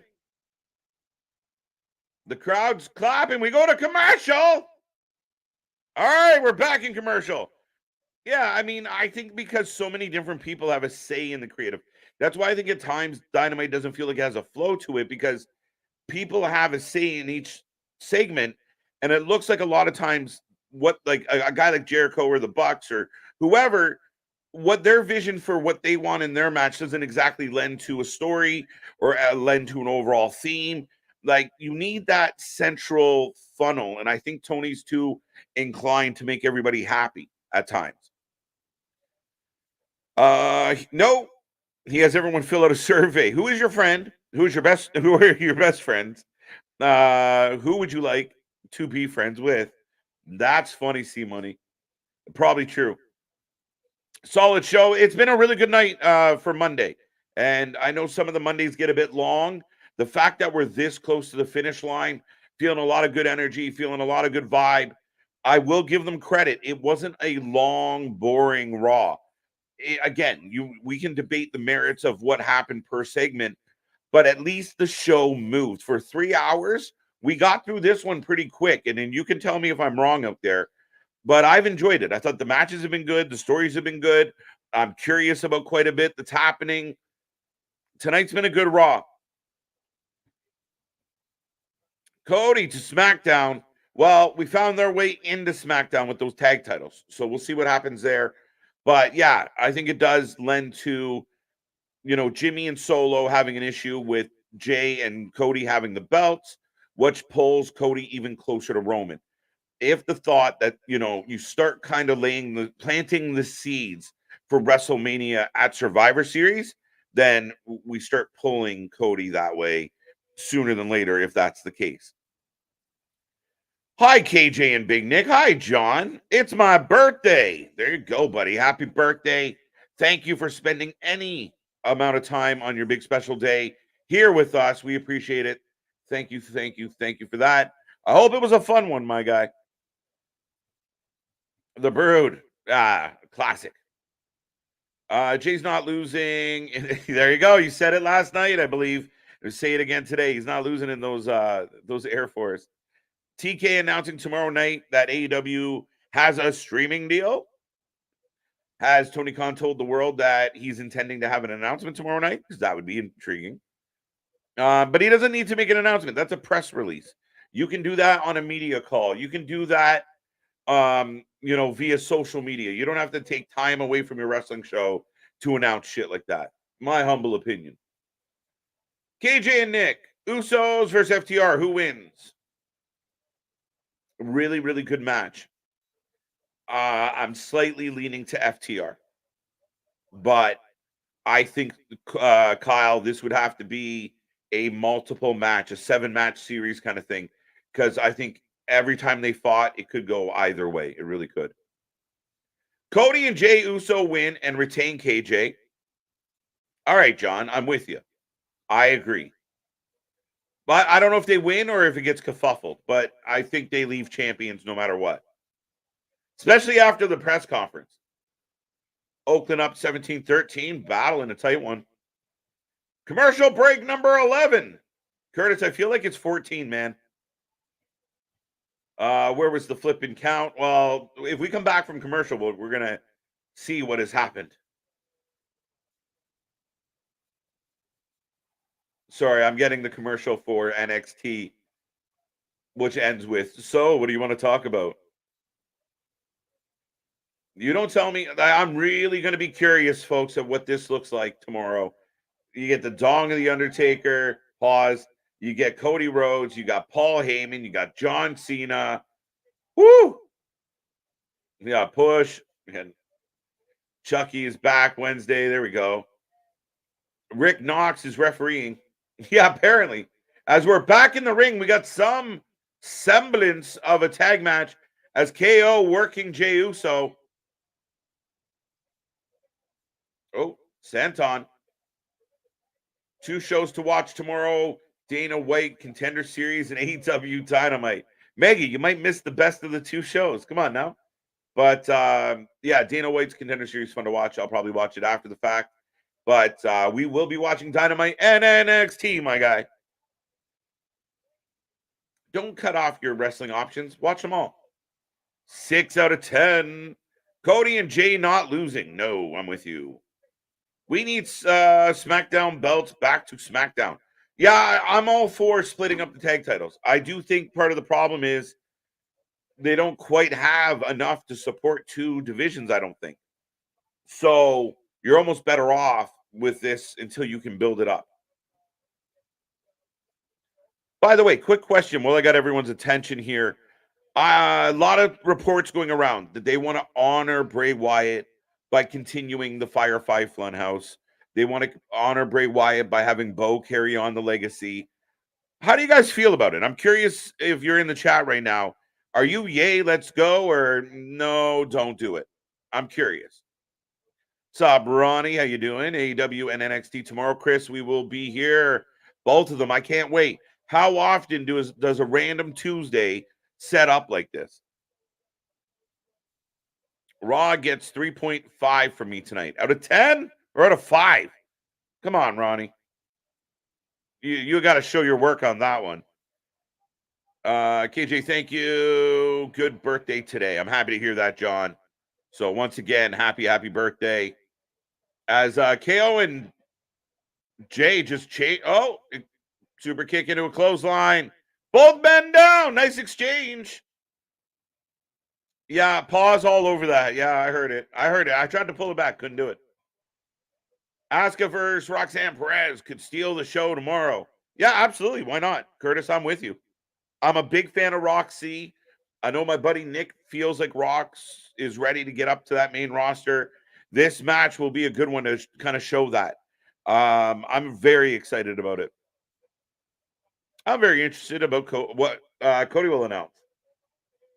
Truthfully, Kyle, I think that Cody's going to announce the Dusty Rhodes Classic. I don't believe he's announcing that he's in it, even though now he's in a tag team, so maybe. But I think he's going to announce that it's coming back. Nice power slam by Rhodes. Big pop on the tag, by the way. Why is AEW Dynamite having trouble selling KJ and Nick? They're only selling 124,000 for this show. What do you mean? Having trouble selling? They're only selling 124,000. You're going to have to clarify that, Damien. I think there might be extra digits. Not good. Okay, I say no. We don't get NXT in Canada. Yes, we do. Yes, we do. You might not. You might have to. Might only be on the. What would it be on? Sportsnet Plus, which is a ripoff, which I have to pay for. Thanks to this. 7 out of 10. All right, we're getting there. We're getting in early.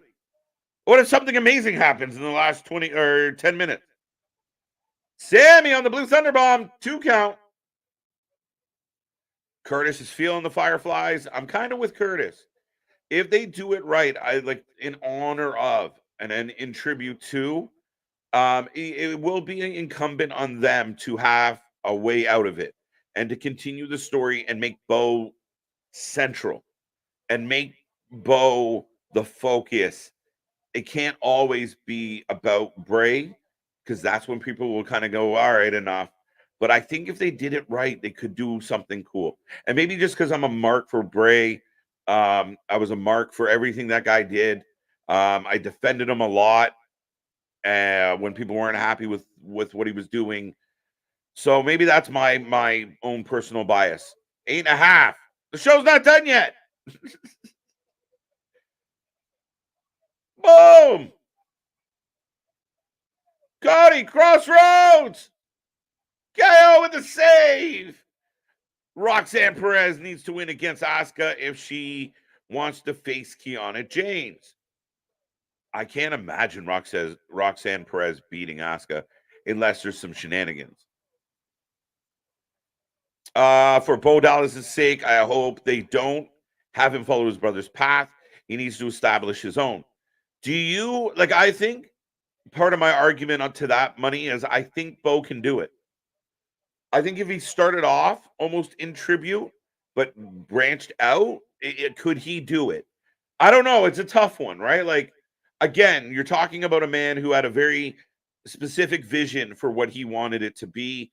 And unfortunately, that man's not here anymore. Do you let it just go? Do you let it fade away? Or do you kind of, it's interesting. I'm not willing to say don't do it. but I'm also nervous if they do it. It makes sense for Cody to announce the Dusty Classic as he is a tag champ. In addition, yeah. Now it'd be even funnier if they entered it. Right? Let them enter the tournament. Cody cutter by Cody. Big super kick by Jey. Oh, Kevin catches it. Barely. Returns a kick of his own. Bo honoring Bray, maybe. Fair enough. I'm kind of like that. Like, y'all got to be careful. If you're going to do it, you got to tiptoe. You got to find a real nice line. Oh! 2 count on KO. What's the reason for AEW Dynamite having trouble selling tickets? I think there's twofold. One, again, I think what you see is a representation of their audience and their popularity and their fan base. Jimmy going to the top. I'm going to try and dance around that. Jey Uso, KO moves out of the way. Stunner! Stunner! Oh, Cody saving Jimmy. There we go. We talked about it a little bit earlier before. Is you're revisiting the same places you've been. There's always a law of diminishing return. We watched it at Arthur Ashe, right? Like 20,000, 10,000, almost 10,000. Like you're watching declines. That's why going back to Wembley scares me. Like I think if Tony would have said, you know what, in 2-3 years, we're going to go back to Wembley, it probably would work better. But if you make it an annual thing, you're going to see it go from 72,000 or 80,000, whatever the fuck number you want to take. And next year, what if it's only 35,000? What if it's 50,000? And then the year after, it's 25,000. Well, you're putting up big money for big venues. Oh, wait. Super kick. Crossroads. Are we going for this? Double super kick. Good match. Yes. Okay, good.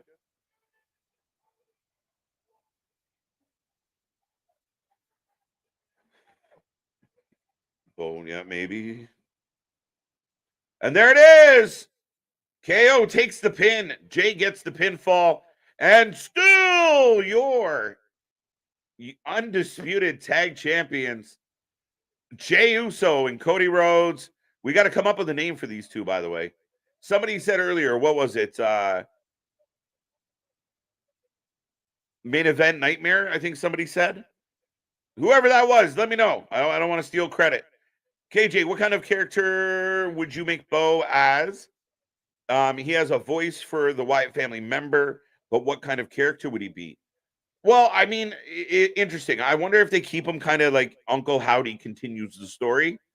But I think I liked Bo when he was in NXT when he had an edge to him and he had a chip on his shoulder. So if he can kind of be more real to that, and again, he's got the business in his blood. And if anybody's going to know Bray well, you would hope it was going to be his brother. So, yeah, I mean, possibly kind of in that same veins, in that same kind of eerie vibe. Could it work? Now we got we got a little bit of time as we get a call out to. Okay, we're talking about Raw next week. Gunther, Big, Bronson Reed. Did they have to add Big to his name? Big. Can we put quotations on Big Nick? Big.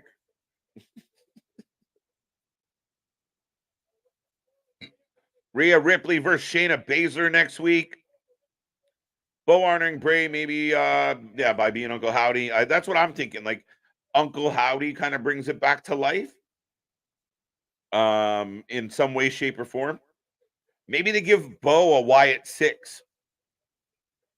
Because maybe it's more impactful if Bo has friends. He doesn't quite have that presence that Bray has yet. Maybe bringing him back with a faction gives him more of a presence. Maybe. Good near fall there. Good match. Good night of Raw, folks. I will take a rating out of 10 as we're just getting a replay. Good match. Good match. Stunner! 7.5 or 7.75. Oh, wait. Cody's asking for a handshake. Would you like Canada host WrestleMania? I'd love it to come back. We've had it before. It would be amazing if it came back. All right, Sammy giving a handshake to Cody. KO shaking the hand. Jey and KO. Cody and Uso for the win, correct? Hey, KO. Jey with a hug. Aw, team can't beat Roman getting together. We're getting ready for War Games, folks. 8.25 out of 10. I love it. 8 out of 10. 5-1. Todd having a big night. Things kind of panned out pretty straightforward tonight. I like the idea of Bo being possessed by the spirit of his brother as entry into the Fiend personality. And if it fails or you want to draw away from it, you play Bo is crazy and can't handle grief. And then you have a chance to roll away from that. Like he can snap out of it, right? A babyface can come along and knock sense into him. I think I'm inclined to give it a try. Like, I mean, again, I was such a mark for Bray. It's hard for me to say no. Jey and Cody retain. Yes, they do. 9.5, 1/5.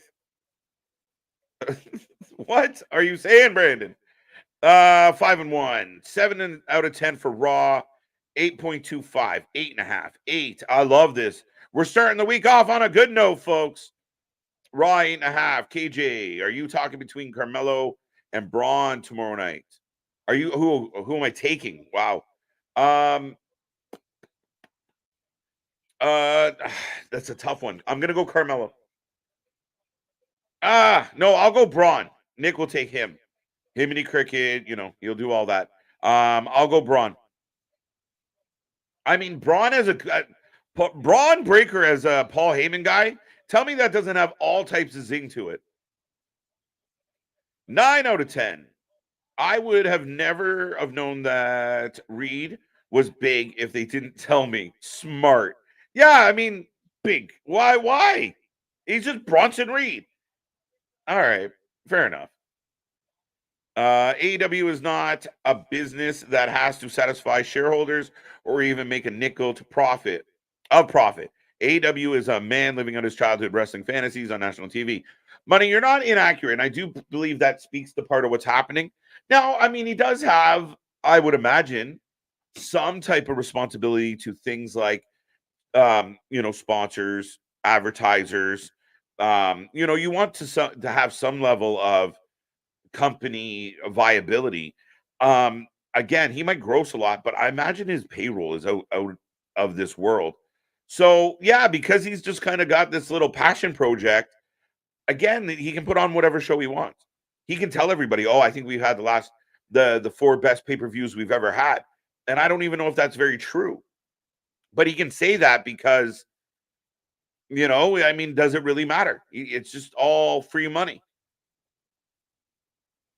The show is made to please an audience of one. Yeah, kind of, sort of. I would argue that maybe 2 or 3, just based on how much they all seem to get off on each other, doing very well at what they think was great. 8 out of 10. This was a great paced Raw. I enjoyed tonight. You know what, Boston? I'm gonna go with you tonight. I'll give it slightly less. I'll give it a 7.5. Right there on the cusp of that 8. But the pace of this show, the energy to the show. Again, there's some Mondays where we're here live for as much as we are. And when we hit the end of the show, I'm like, all right, guys, thank you for being here. Good night. Like it drags, it drains you. Tonight had a really good cadence to the program, real good energy. And I thought the matches were solid. I thought the matches we got were solid. The angles, the stories to each of it all feel like they're going somewhere involving Survivor Series. All feels like there's, more to come. We will see. I like what they're doing in a lot of the regards. I was happy that Shinsuke didn't get buried, that they're trying to find something for him to do. Watch Ricochet will be fun for the next few weeks or a couple weeks. Run that program for a while. I'm okay with that. 8.5. 8. I changed my mind. I'll go 8. Jey and Cody, Team Yeet. We got to come up with better than Team Yeet. But close.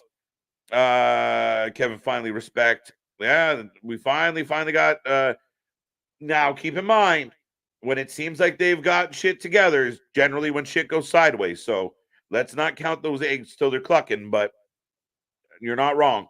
They at least show a little bit of love. 8.5. Kevin says 10. Big 10. Next week, the heels will beat them up.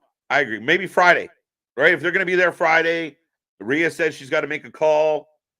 Maybe they all show up on Friday. Roman's back.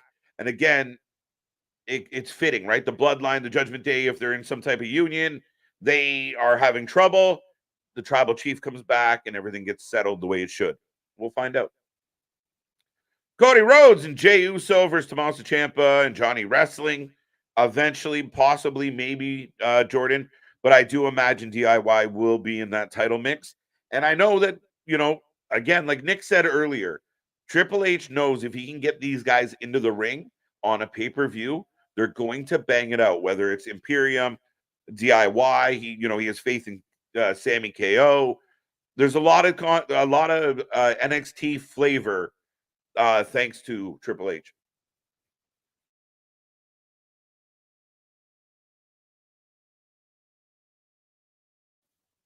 I had to wet my whistle. Bet Jay turned down the line. Possibly. I think it's KO that KO seems like he's flirting with it. 8.1 out of 10. Fair enough. 8 out of 10. But tomorrow will be the real war. I can't wait for tomorrow, guys. We're going to be here tomorrow for it.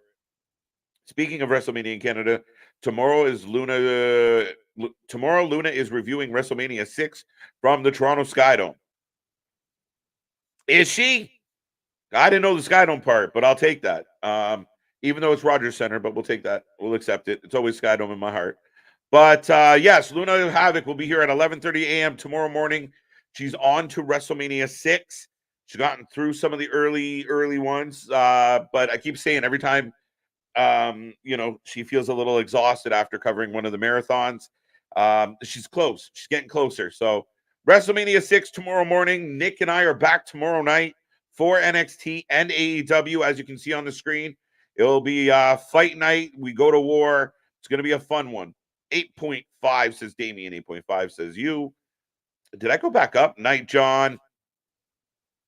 Big Bronson Reed is like handsome Rusev, right? Dashing Cody Rhodes. See y'all tomorrow. Good night, Bobby. Tuesday night scuffle. Yeah, it's a little bit of you're right, a little bit of a dust up. Do you think we get Roman and Cena Crown Jewel? I do, Kyle. And it kind of plays well. Cena got the win with LA Knight over Roman. I think they can build that up, and then you can save LA Knight for like a Survivor Series, or not Survivor Series. Maybe Survivor Series or another pay-per-view, not use it on the Saudi show. Generally, you get those big names like Cena for that. Not that LA isn't, by the way. They're actually going to war. They knew, right? And not first time. And they knew even though they is not at the same time. I'll take part of what you said there. But yeah, listen, I like it. I like that. Look what we're getting. Tony comes out. WWE comes out, says no commercials. AEW comes out, says no commercials. Then, AEW is like, oh, wait, they have a run over. We got a 10-minute run over. Like, again, it only benefits the fans. We're going to get more wrestling, less commercials, longer, a longer show, and two companies kind of leaving it all out there. Like, I think they're going to open the show with Moxley and Phoenix, which I think is a very interesting choice. But those two better be ready to tear the house down. And whatever WWE puts out there first, which God knows what it's going to be, probably Cody, we'll see. Cody should have broke his neck. That's a tough finisher to nail 100% of the time. 100%. NXT flavor tastes like Tiffy time. Pause. They actually going to war, and they knew right. I think I read that one poorly the first time. Do you think we get Roman? Got that one. What is happening? I feel like I'm getting duplicates. Imagine seeing a Punk. Yeah, that would be hilarious. I think we're saving Punk, though. It's coming. Do you think WWE will have a new stage next week? Possible. Season premieres. So we'll see Friday if there's anything new. We'll see new graphics. We'll probably see an update. It's kind of their marker where they like to turn things over. So we'll see. Goodbye, Josh. Good show tonight. I agree. And thank you if you're talking about us. But with all that being said, I think I'm going to tap out.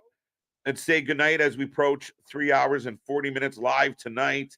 Remember, folks, we cover more live wrestling than anybody else out there. We're growing by the minute. It's been nothing but fun. We love this little wrestling community we've created here, but make sure you hit like, make sure you hit subscribe. The nicest thing you can do is share. If you know anybody out there that's a wrestling fan, be a friend, tell them about us. Don't miss out. We are back tomorrow. Me and Nick, the tag stream champions, we will be here for 2 shows. Dynamite, NXT, the Tuesday Night War. It's going to be a fun one, folks. But until next time, we'll see you on the flip side. Good night.